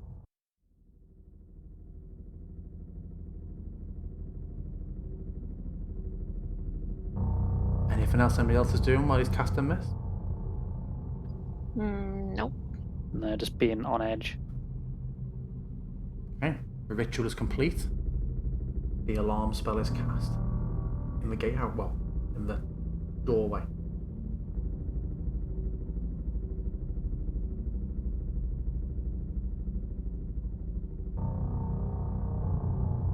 The town is before you. Shall we make our way into a nearby house, or shall we head straight to the blacksmith if we do want to pick up arrows? I mean, don't you think that we should try and find out what's going on first? Sure, but do you want to be caught without armament? That's true. I mean, if we're going to find people anywhere, I suppose the blacksmith is a good place to start. I mean, I suppose you can always go with silver short sword and hand axe in the meantime. Yeah, if there's in fact, isn't the first house the burgomaster's? The first house on our right. Yeah, but the map doesn't perfectly match the layout of Krez. we don't have vision on the scene anyway. You all should. You all got tokens on it. Nope. Well, I mean, it's not loaded up for me. Oh, there's no Bar Templars on the scene. Oh my god, there actually isn't. Oops. That's, the one person that can see everywhere. There we go. Okay. Yes, I think that this way is the burgomaster's house. I felt like it was over that way. Like on the first on your left. Let's walk in the direction. Is that a building ahead of us? Ooh, what's that? It was a velociraptor. Ah, great. Okay. I can summon them. Yes, let us see some T-Rex so she can summon things she knows. So did we actually hear that, DM? You did. Did it sound like it was coming from near us? How did we get direction on it? Make me a perception check. I will also join that.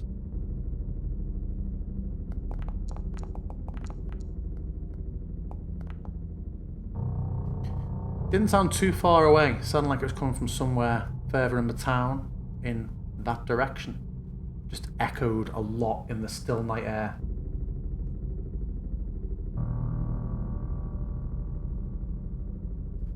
I look over my shoulder at Caspian. The moment you can. Look after yourself, alright? He nods. Stay within the light. Don't travel too far to the edge. I'm presuming they're all moving with us. Yeah. So, familiarity, because we've never used the map like this, is that the Burgomaster's? No. It'd be a little bit further in. Don't know if that ping shows up. But is there a house there? And there is a house here, yes. Is it open doored? This one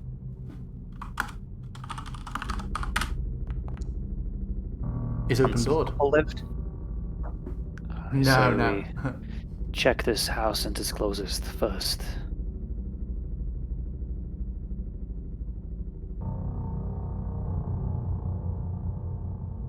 Keep close, everyone. Assume the NPCs are. Okay. The doorway is here.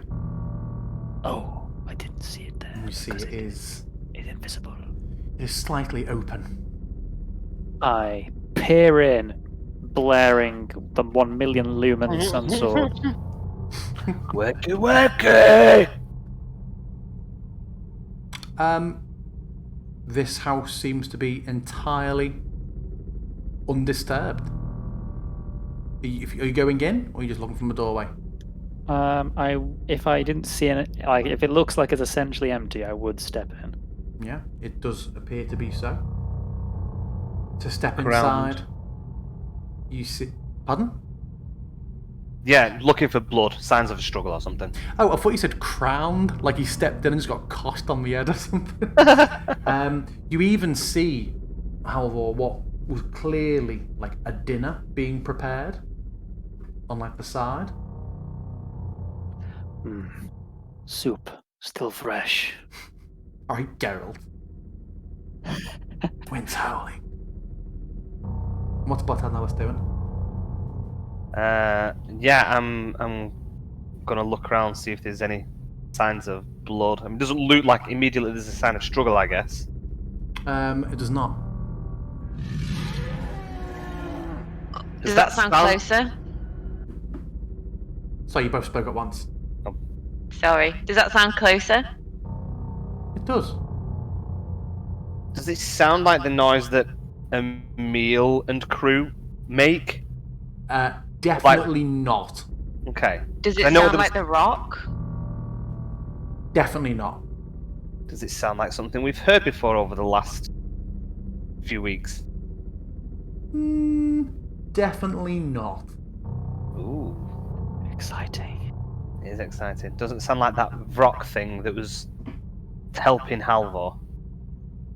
Oh, what was the thing that was helping Babala Saga? What was that thing? Vrock thing that was helping Halvor? Yeah, when the big golden dude was fighting him, and then it came and it was like a crow bird man Vrock kind of thing. Oh, yes. Oh, no. Forgot about that. I will spider climb on top of the roof and keep my eyes peeled. Make me a perception check from the roof, Bartanalis. That's the kind of thing that we just forget ever happened. Oh yeah, remember that one time a crow monster rescued you from that dude?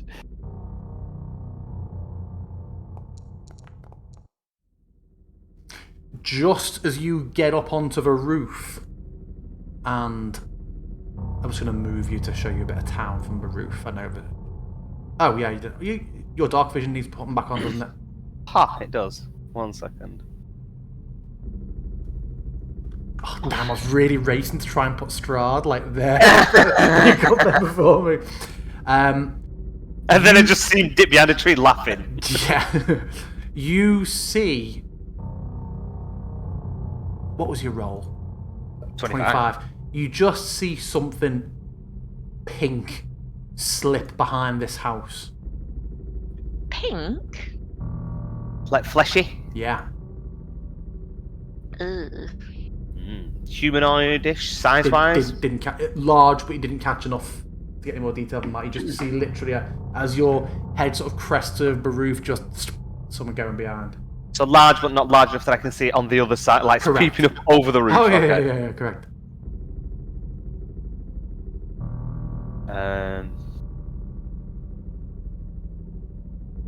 And I'm going to say, my piece of copper wire, can I wrap it like around my finger so I'm not constantly I've just got my piece of copper wire for casting message? It's wrapped around 2 of your fingers, so you just have to put your finger and thumb to your ear and mouth. Yeah, I'll wrap it around my thumb like it's a little aerial. Yeah, okay. you can make a ring. Okay, so I'm gonna make the little copper ring like around the wire, and then I'm just gonna whisper into it. Cora, send Norris ahead of me. And I'm going to scuttle over to one side so she can see me up on the roof. And I'm going to point in the direction. Saw something. Okay. I will send Norris up, and he will fly in the direction that Bartandalus has pointed, but we're going to be a good 50 foot up at least.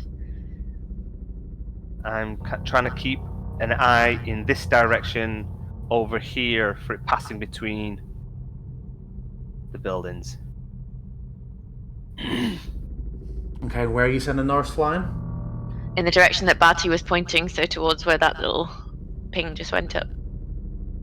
Okay. He's 50 foot up. Yes, but if he's seeing something that's 60 foot high, he's going to be higher, you know? Yeah. He passes over. He loops around, having no other instruction. Yeah, just scanning the area. Will return to you, yeah. You do hear a soft hoop from him that you'll know means he can see something. And I was intending to look through his eyes. Oh, okay. Did not say so. Sorry. So you're looking through his eyes. Make me a perception check in that case. And With I the will advantage that comes from being an owl. It's not being very advantageous today, let me tell you. Yeah, a lot of the rolls are not being advantageous today. You see a huddled figure, naked, Human figure. crouched there. At first, you think so, but then you notice the proportions are off. And even though you know that Norris in his owl form flies, true to being an owl, flies imperceptibly quietly as you're above, this head just snaps up and you just see the flare of nostrils like something is smelling you as Norris. And you see how not human this figure is. And in that instant, it just turns and bursts and runs. It is going to round the building, making to approach the group. Now, Bartandalus, even though he was looking over here, with his vision, he would absolutely see it come round the corner, which is my opportunity to show you all the art at the same time.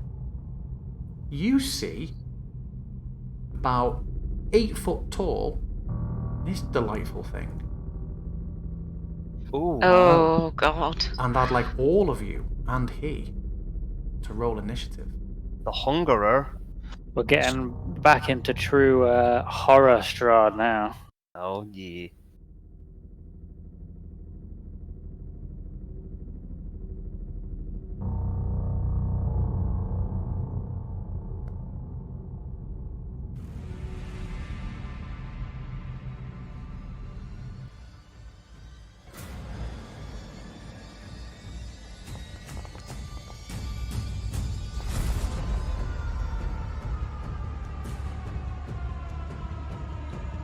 You may need to add the people to the combat. I may. Got all the other people. Let me move all the people up.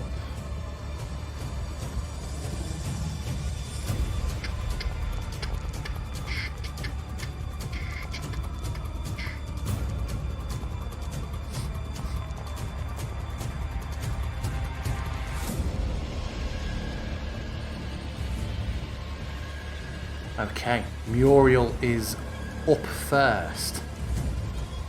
But no instructions have been given. What would you be wanting her to do?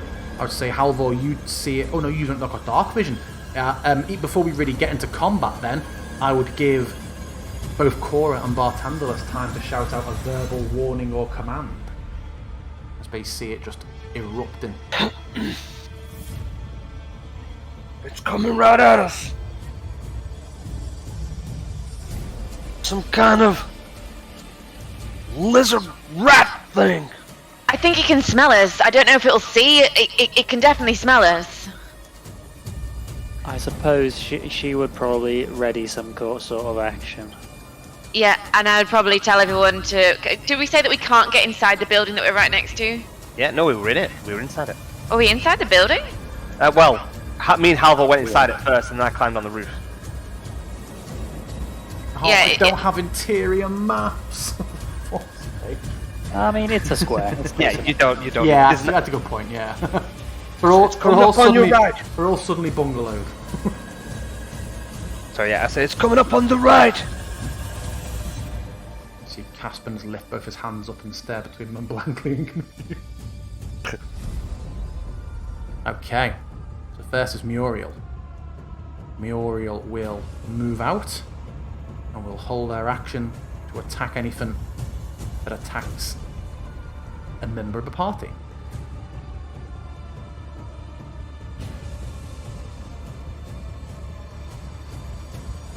Cora, it's you.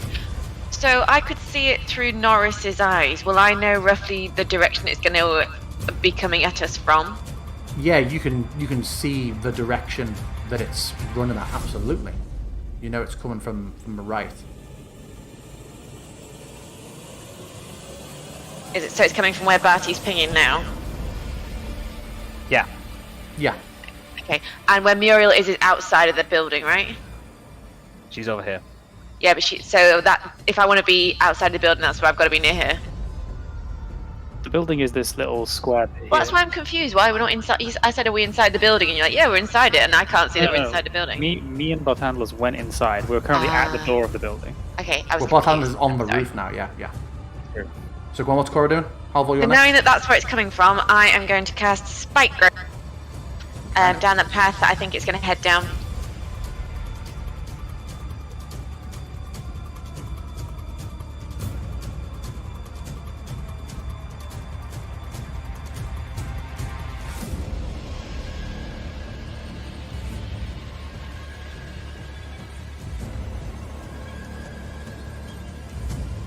Have you dropped it? I'm sorry, I'm just getting really confused by the map because I don't really understand what I can see. I mean, from where you are, unless you're moving around the building, you can't really see much. I see. I thought that what I could see was streets and shadows of buildings, but apparently it's all just empty space. So I'm going to put it here. Okay. And yeah, that's me for now. Okay. Halvor, it's you. I will say to Caspen, get inside the building. And I'm going to step to somewhere where hopefully I can see the monstrous creature. Okay, from there I do not seem to see it, do I? I think you've just got line of sight blocking from that tree. I will stand there and hold action for if it comes within range. I'll hold an attack. Okay. And that is it. Barthandler, it's you. I will try and hit it with a big old block of fairy fire. I'll start gesturing. Not with my hands because I don't need to. Did you delete the... It fails! Did I delete what? Spike growth? I did not, but at the end of her turn it would have prompted Cora if she wanted to. Would it? Shouldn't do, it lasts a minute. No, nothing prompted me. That's weird. Just drop it back on. 20? Yeah, we'll do that. Wasn't You it? continue.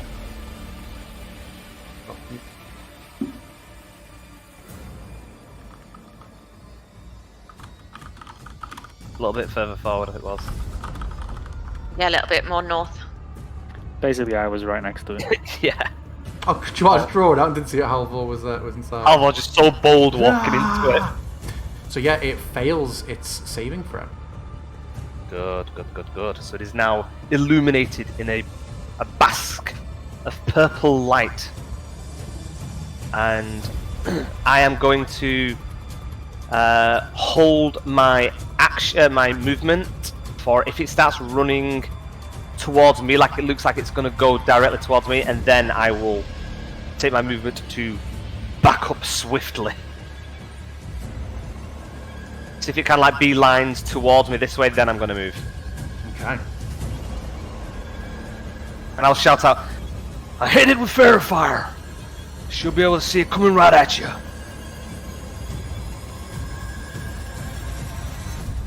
And that is my go. That's interesting. Bartandalus. Oh, it's probably because I drew the template during his turn. It thinks, but it's Bartandalus's action. The creature does indeed look to be beelining towards you, Bartandalus. Then it is just on all fours, sprinting towards the corner of the house that you're on. Can you move me back onto the roof because I can't move along it? I have terrain walls. Yeah. Yeah. So I'm gonna go from there. I'm gonna go. Oh. So, 1, 2, 3 along it, and then I guess 4, 5, 6. I'll go onto the floor, and I'll finish here next to Casper. So you're back on the floor. Yeah. Okay, so that's your held movement. Back to him. Let's check something.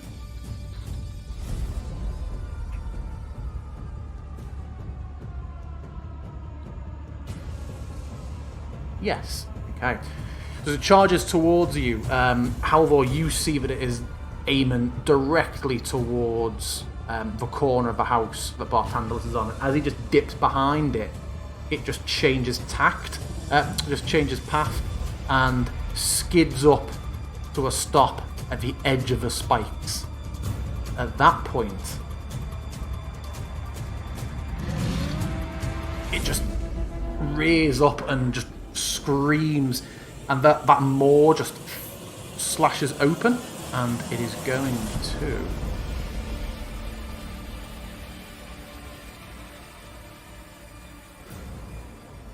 gross. Oh. This giant lump of flesh just comes out of it, soars through the air, and lands on the floor in the middle of you, and it immediately begins to writhe and squirm and just take form. It will then use the rest of its movement to dip around there. What is this skip, delete, claim? It's very unusual. The flesh, conveniently, rolled immediately next on initiative. Which way did the creature run towards at the end? It went that way, where he and I both pinged. This flesh just sort of building up and turning around, sort of just like a large tendril, is going to odds as evens Halvor. Is going to slap out at Halvor.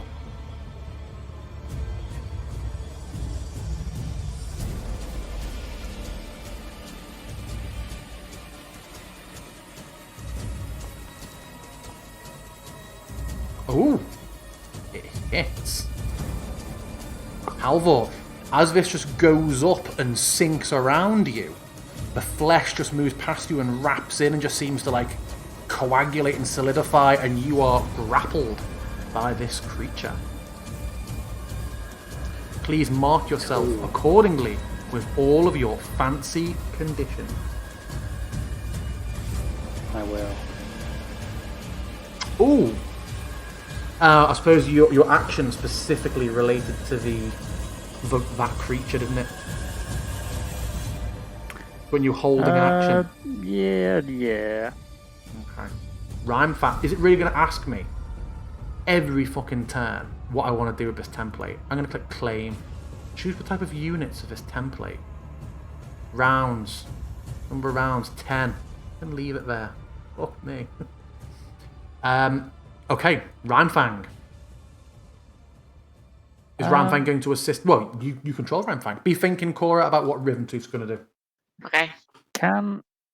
Rhymefang can't really get in to attack it, can he? Oh, you can go around to the side. No, he takes 2 spaces. I mean, go round and attack that thing. No. Yeah. I will command Rhymefang to protect the boy. He does not speak common. yeah, he will. He'll just kind of move that way a bit. Also, could you give Rhymefang some vision? Because he doesn't have any. Oh, okay. I don't believe direwolves have dark vision, so I'll give him. There you go. Give him some for now. The music has stopped. Only it made a difference. Oh no, the music has not stopped. It's just in a build-up, apparently. Rhymefang will hold an attack for approaching enemies. Okay. Can you hear any music at all? Not at the moment. No. Weird. It's set to repeat, but it didn't. Okay, so that's him. What's Rhythmfang doing? Rhythmfang is going to attack the flesh monster thing. Okay.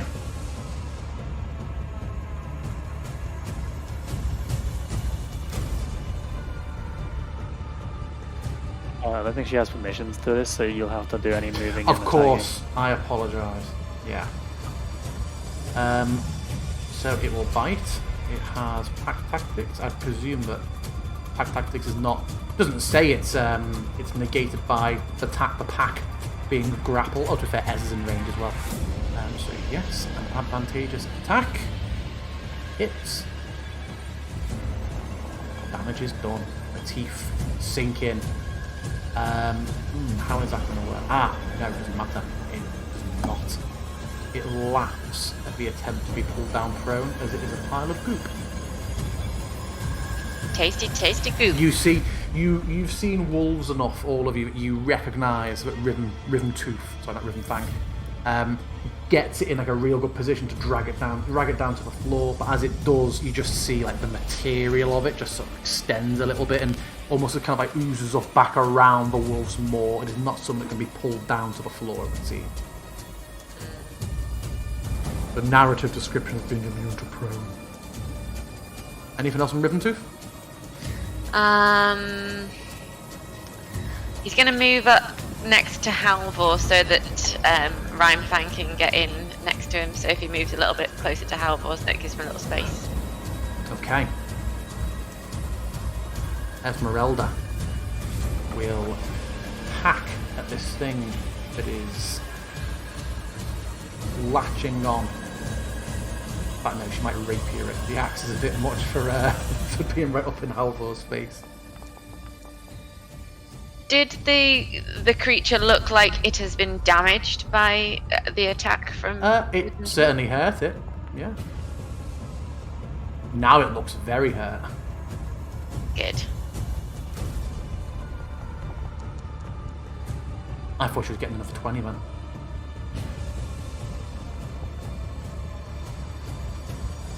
Oh, sorry, that one did hit as well. Didn't there be 11 hit? I'll roll that another set of damage in a second. Wow, that's some low AC. Mook.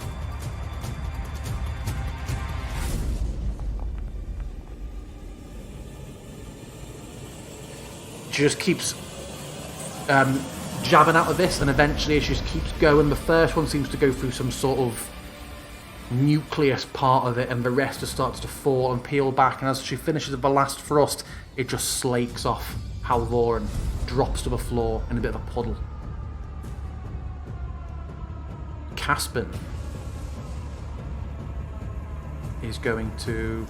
What did you tell him to look after him? Yeah, of course, yeah. I was thinking you'll look after yourself, but yes, he was told to go inside the house, which he will. Did it have fuckloads of windows everywhere that are going to be a pain in my ass? No. Good. Can't we see him? Oh, he's inside. He's inside, yeah. Is he shutting the door? That's person there. No. Hiding under a bale of hay. He's going round Davey on the doorway so you can't see him. Okay. Muriel is going to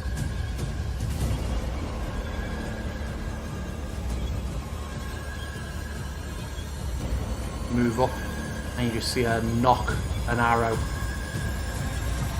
and fire.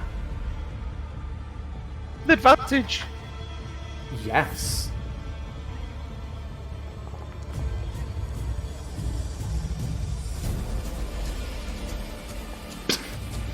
Nice.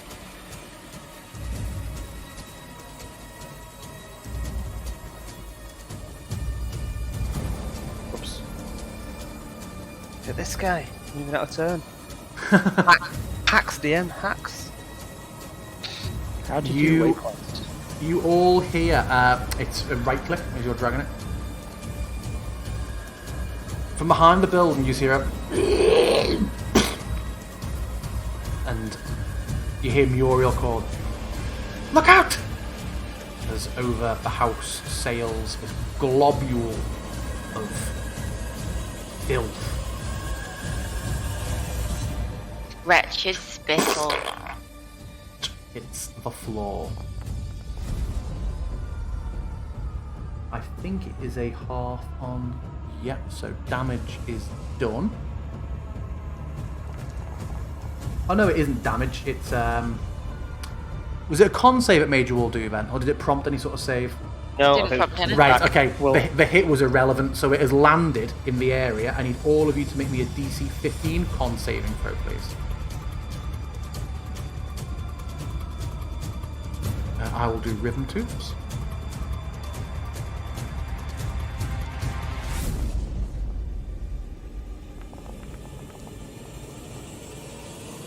Second. Sorry, one second, checking. Right, okay, so I'm gonna roll. Okay, 1 second. Constitution saving throw, yeah? Mm-hmm.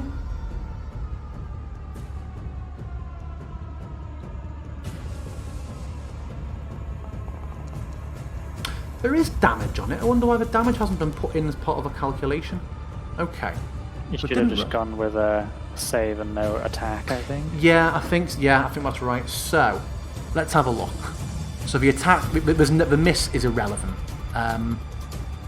Rhythmtooth, Cora, Barty all take 22 poison damage and are poisoned. Yeah, nobody else. Oh, Esmeralda. I didn't know Esmeralda's. That's what it was. Me and Cora have to roll concentration checks again for our spells.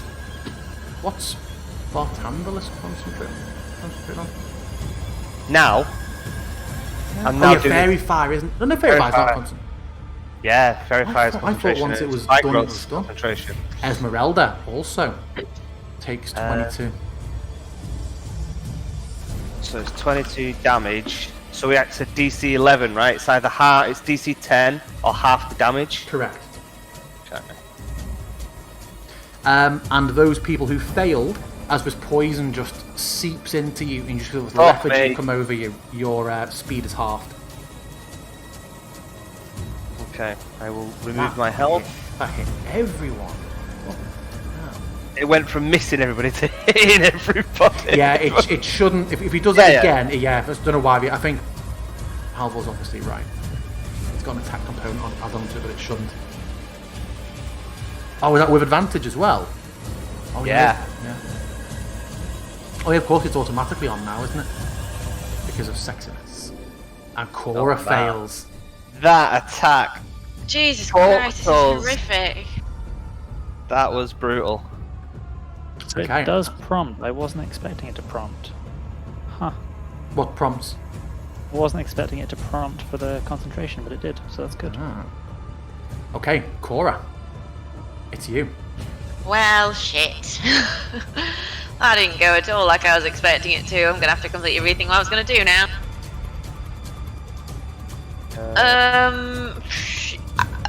Knowing that thing is still coming from around the corner, I think I am going to try and recast my... Don't worry, it's not doing it again. I had to take off... The legendary actions didn't come off properly. Oh, they still haven't. Okay, weird. Never mind, yeah, Cora, it's you. I'm going to recast my spike growth, knowing that thing's still coming around the corner at us. We've not seen it, right, have we? We've not seen it. Cool. And the stuff that we're in, does it seem like once it's gone, it's gone? Yeah, I've deleted it now, yeah. It's not persisting on the floor. Fab, yeah. In that case, spike growthing again. Okay, Halvor, you're next. What telling us after that? So we are poisoned, which is disadvantage on everything, is it? This poison, your speed is halved. Okay, cool. That's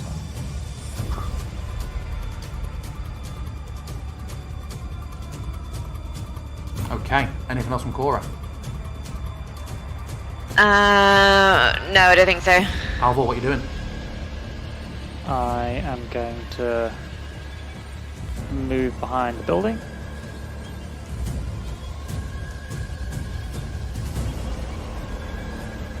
Oh, would you look at that? And bonus action, gonna have a surge of adrenaline.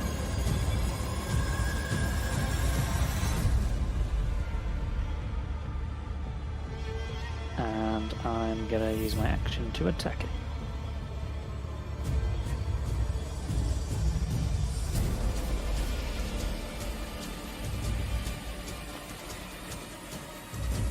Hits.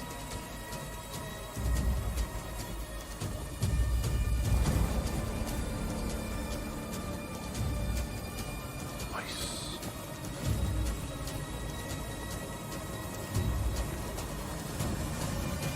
And that's me.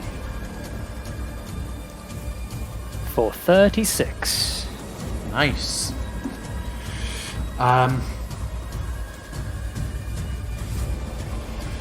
Yeah, you go in and you swing out and you slash into it, and it just... And I will shout out to Rhymefang, "Stand!" and "Attack!" Whatever that is in the right words.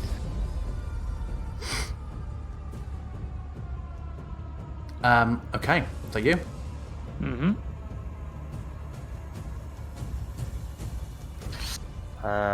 Okay, I am going to... Well, hold on, sorry, because as you slash out at it, it sort of recoils for a second, it crouches down and just leaps in a single bound over the building. And I'm not going to get to Sentinel, am I? You're not, as it goes up into a huge bouncy arc fucking creatures. and just lands in this big feral on the floor. As if you wouldn't just landed a spike growth. That's where it would land. Come on. Well, it wasn't land there, people. Oh, what's happening with vision all of a sudden on this token? Pounce. I'm just going to give it that to make my life easier. There we go. And it is just going to land, and as it just jumps down on the floor, it is going to slash out at 1, 2, 3, 4. Cora Bar as Rhythm Tooth. Cora makes a single slash attack as it lands.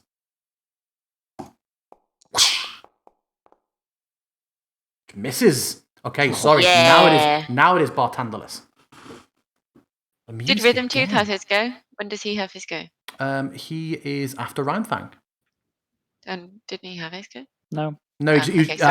Halvor just verbally issued an order that he was doing his turn. Okay, Bartandalus.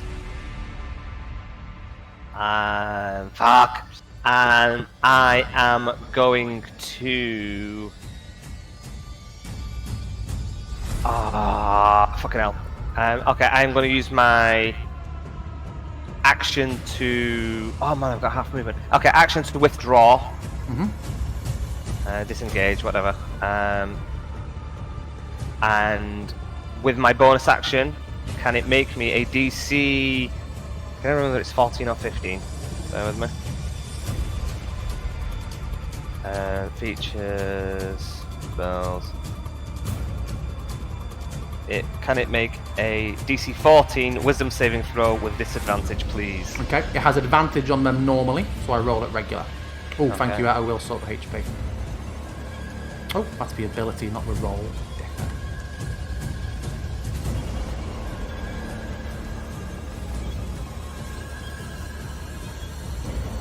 Does it have a name?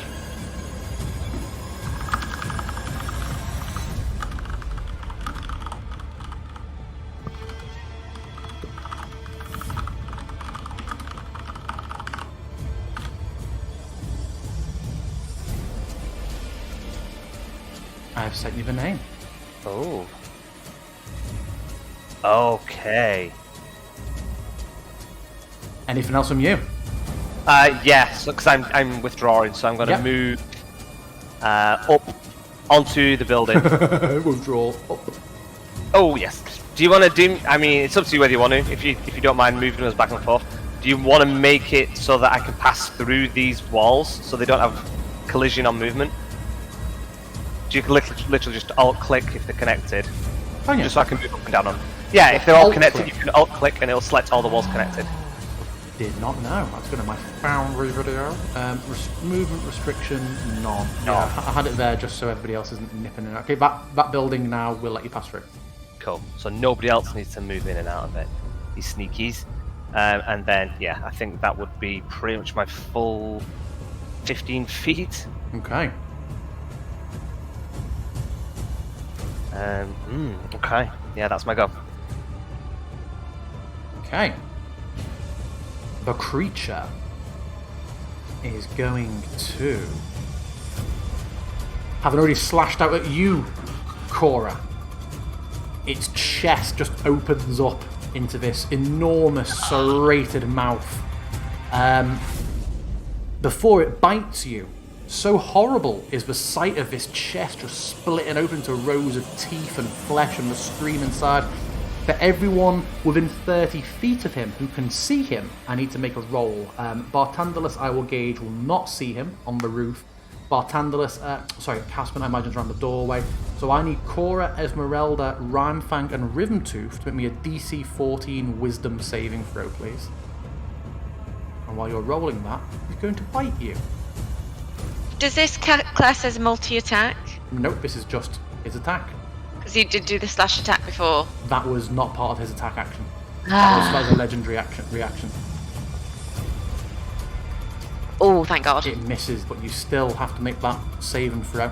So you are not afraid. Have a look. Take a stand.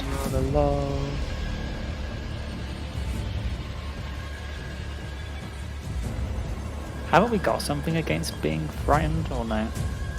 No.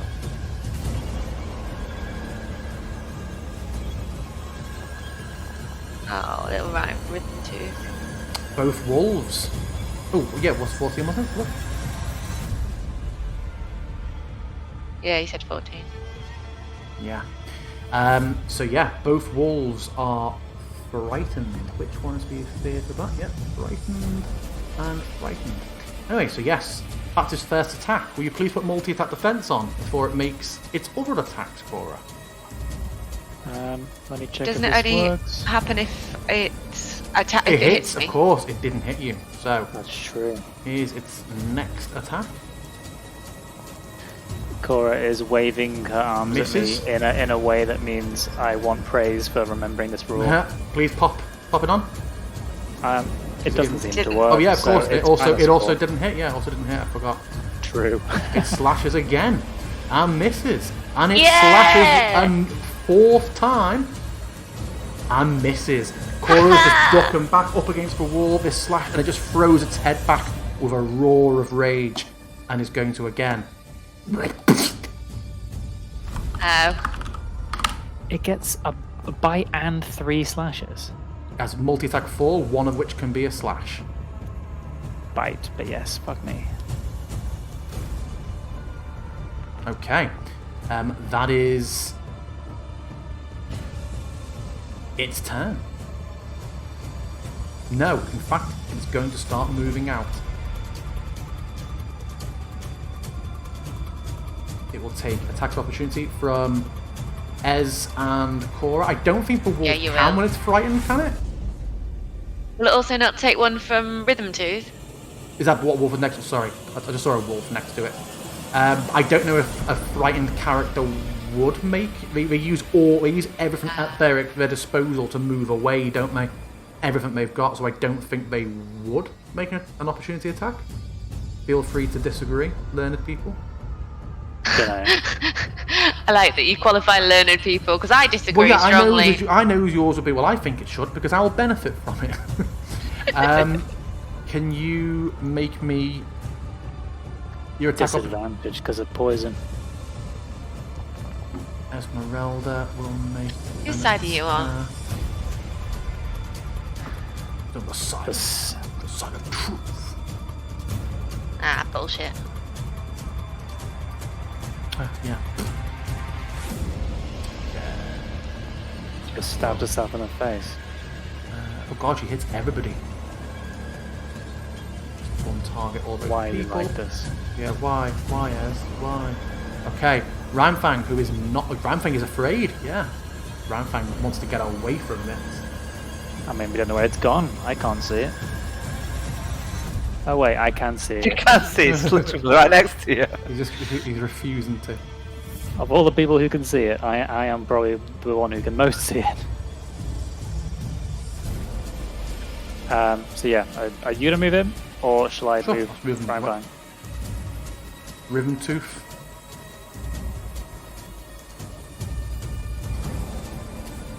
Will also move away. The living flesh comes towards Esmeralda and is going to lash out. It hits. And she is grappled. It is now Esmeralda's turn. She will attempt, obviously, to escape the grapple, which is, let's say before, DC 12. She's going to use her action to try and get out of that. She's going to use athletics. She manages to break out of it. She is going to... what can you do in that situation? Because you can't move away without taking another attack that might just get it. But she's got nothing left she can do. Oh shit, that's weird. Yeah, she's going to try and get some space from it so she can come in and attack on her own terms. But it'll lash out at her with its opportunity attack and may get her straight back in it. She does not. She manages to... She sees it come and gets away. Caspian is inside. You want him to do anything else once he's in, or just stay safe? Would he sanctuary himself inside for an extra layer of protection? If that thing's still outside, it's whether he would... it's going to Cora's turn in a minute. Yeah, sanctuary himself, yeah, why not?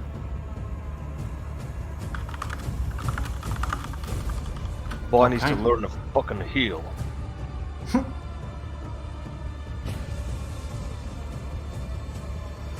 Did you say the monster started running away? And it leapt and then started running? Okay. Yeah. Muriel, keeping pace of it, is going to try and fire another one off. She's really going to focus for a second.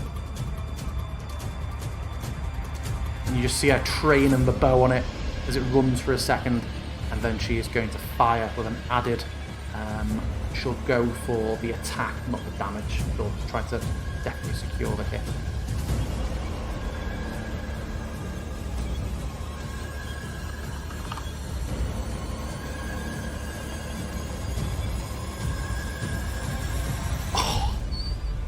Ridiculous. Wow. Plus, just focuses and it still somehow goes wide.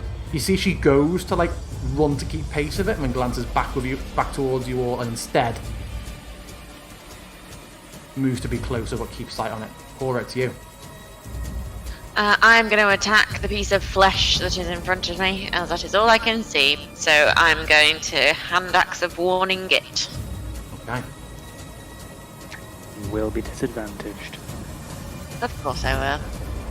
I've not had a single clip off all of this. This has been a good, intense session.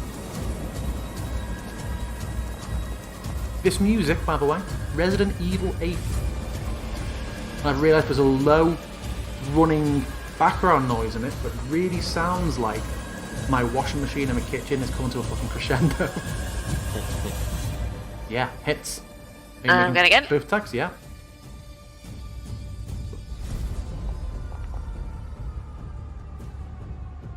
Hits.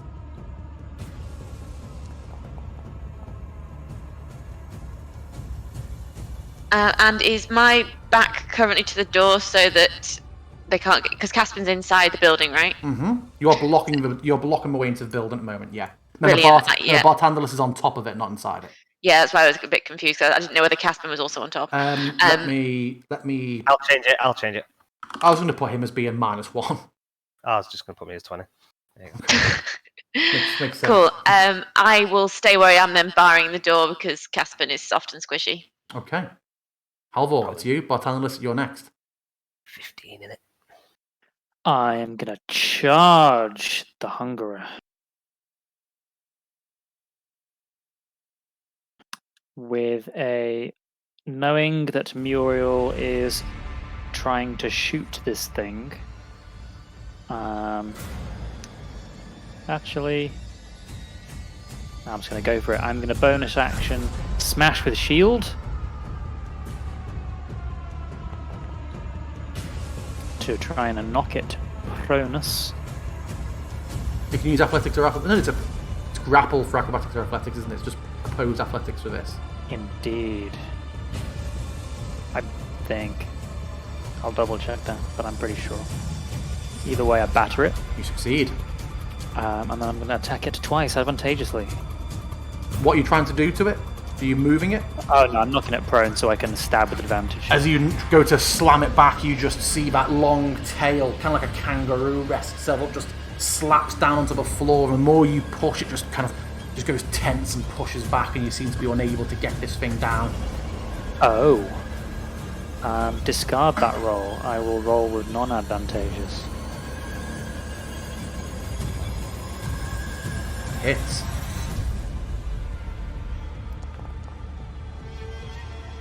Okay. Now I'll go in with a second strike.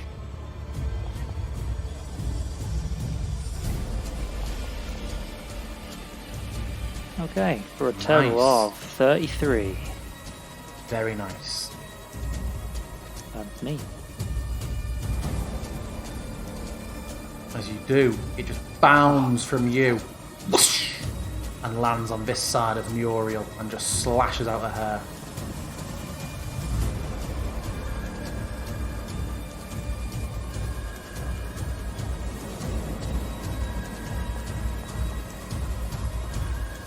Oh, that dice roll went all over the show. Just takes a, I'd say pretty deep, but it is not deep.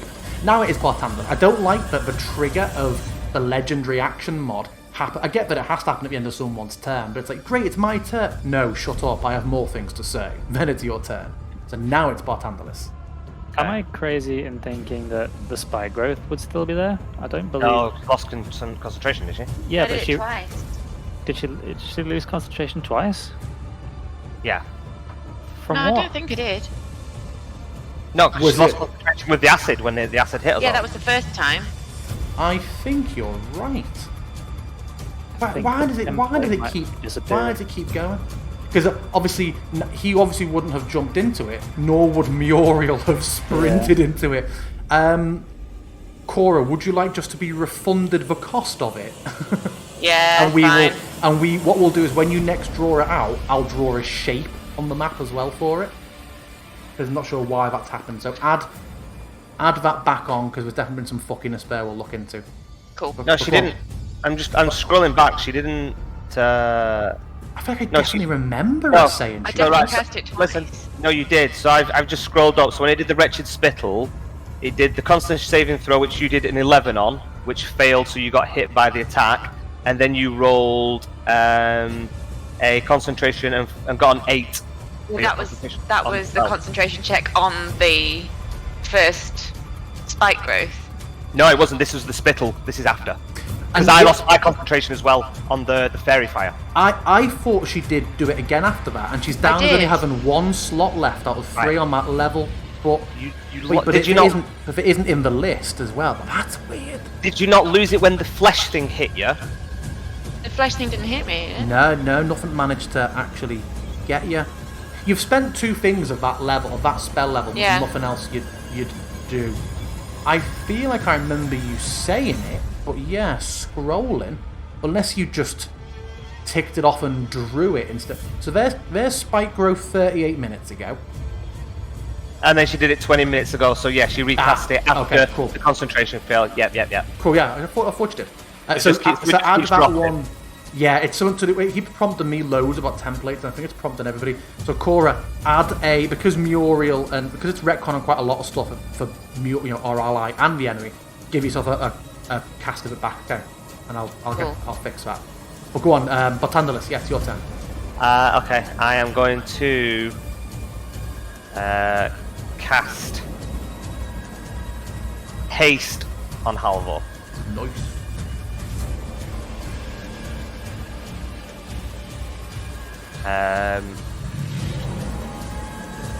And then I'm going to say, everybody make sure you spread out. The creature. It's the boy. It's the Burgomaster's son. The one the abbot brought back to life. How did you work that one out? Because I used my feature to find out what its name was, and its name was the name of the Burgomaster's son. He is Ilya, I think it was that I wrote down. Is that right? Do you want the full name that the spell gave you? No, I've got that written down, but I won't say the full name. But for everybody else, just for Ilya Kreskov reference, he is now Ilya Kreskov, the Mist-Touched Hungerer. Oh. And we thought he was turning into a werewolf. Remember all that time when he was really hungry, guys? Yeah. I've had so many conversations, it was like, so this plot line, my group found out about it, but they now haven't been back to Kresk for 2 years of sessions. What will happen if that plot line just isn't addressed? And this everybody will be eaten is the answer. Yeah. Anything else from Bartandalus? So you've cast your haste? No, I will kind of crouch down below the peak of the roof, and that is me. I'm sorry. Okay. The end of your turn. Looking around, seeing sort of how Halvor's done some serious damage to it, and now something's happened. He looks to be reinvigorated to chase, and he's slashed down at this woman. He's gonna jump again.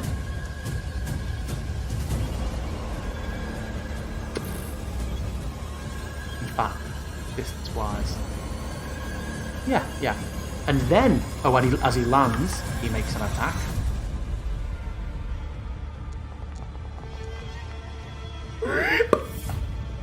Oh, Ripperoni! I was so torn whether to do it to Cora or Ez. What? What? That can't be right. Oh, what is... do you know what? It's because he makes 4 of them, I imagine. Oh well, I mean, it's better than 4. You know, they're not all going to be crits at least. So No, that's all right. well, 5 minutes later. And then he will begin his turn. So he will attack. First of all, did it automatically? Is there something in MIDI-QL that automatically rolls recharge? Oh, it did roll his recharge automatically. It used to prompt you, now it just does it. That's interesting. So he will make his bite against her. Oh, that was so nearly another 20 for me. And then he's going to slash out at her 3 times.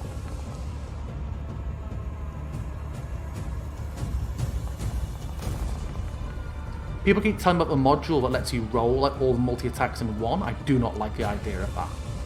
No, I like to see stuff individually. Yeah. Yeah, I'm not that sold on it. I mean... Because I just think, a single desire to shield. And the whole thing becomes like, oh, well, which one? Well, these 3 were... One of them was a crit. Well, I definitely would have done a crit. It's like, you might not have known. You might have wanted to block the 17 before you then got hit by a 20.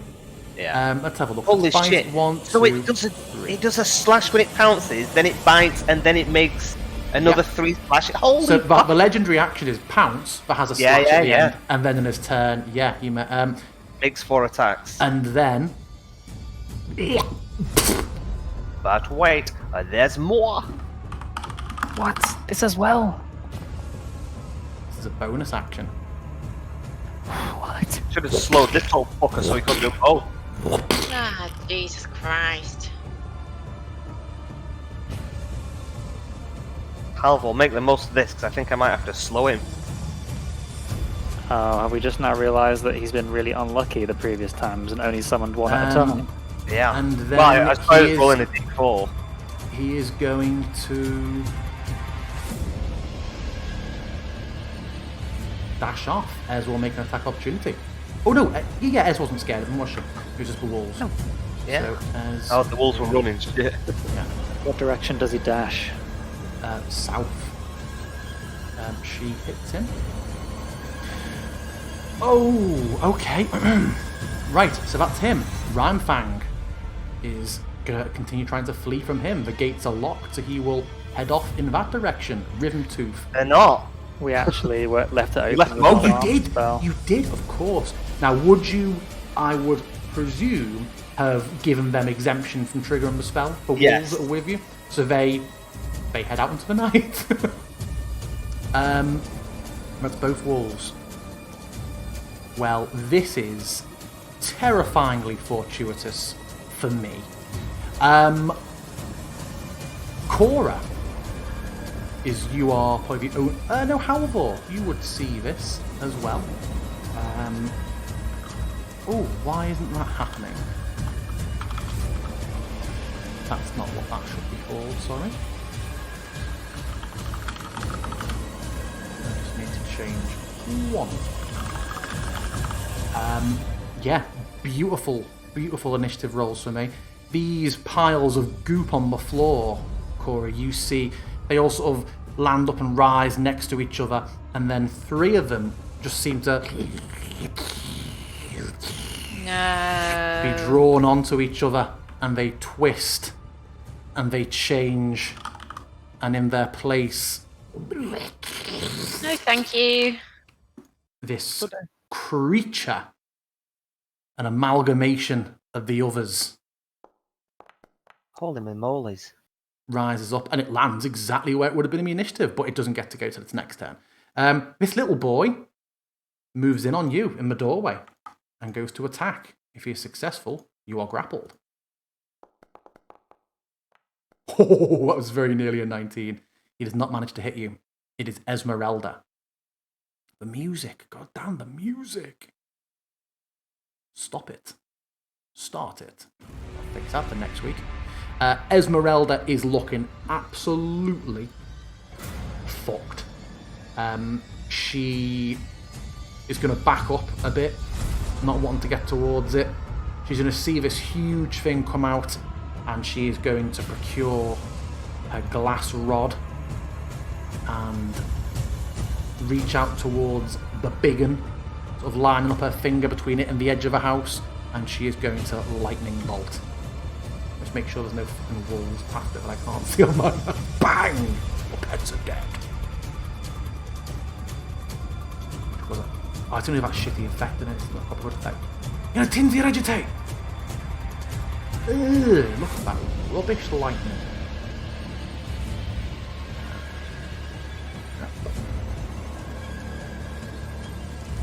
Pop me for the roll now.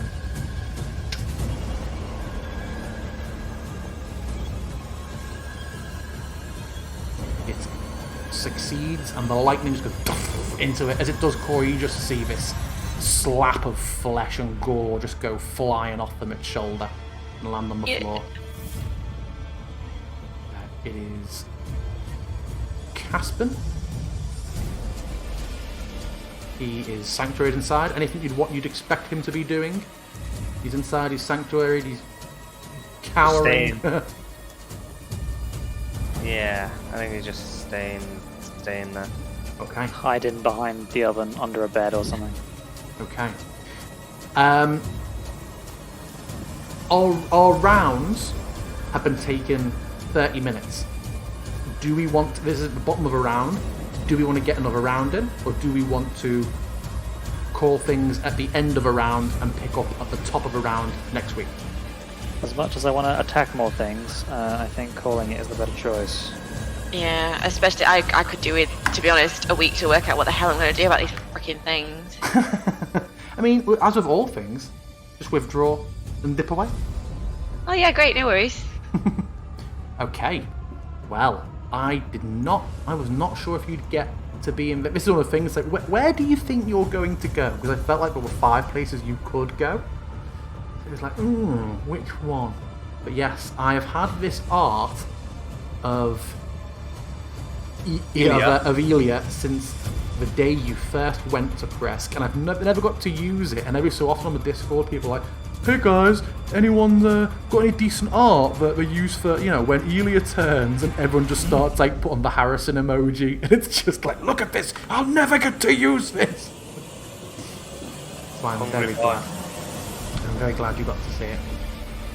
So yes, we will pick up next week with additional. Oh wow, I was tabbed out for a bit, and then I saw that we had we were raided by a group of 25. I was tabbed out, but then it looks like half of them who joined are mid-Strahd players. The DM is like, "Those that are in my Strahd campaign must leave now."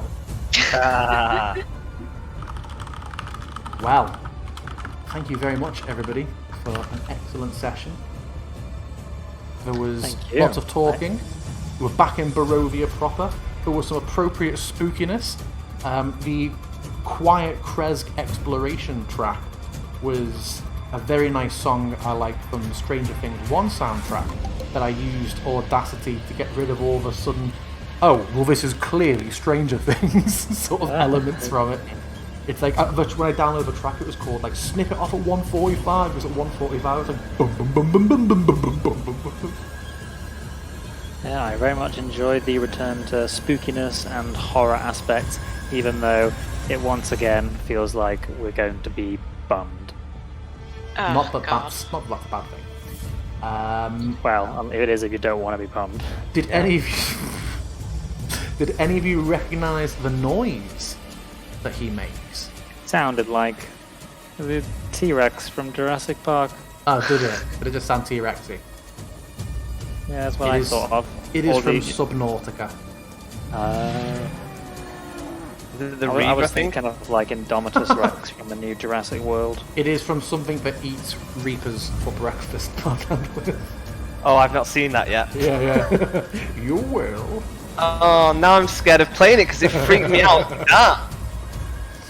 Yeah, excellent. Well, we will be back. Oh, yeah, we will be back next week, won't we? It's next Thursday's campaign. You're presumably not going to be around for Barthandalis. Oh, from the ship, coming live. Excellent. Good. And thank you very much, everybody. Thank you for our 21 viewers. So we play this every Tuesday on Foundry VTT. Our campaign this was session 130. We play for 3 hours every week.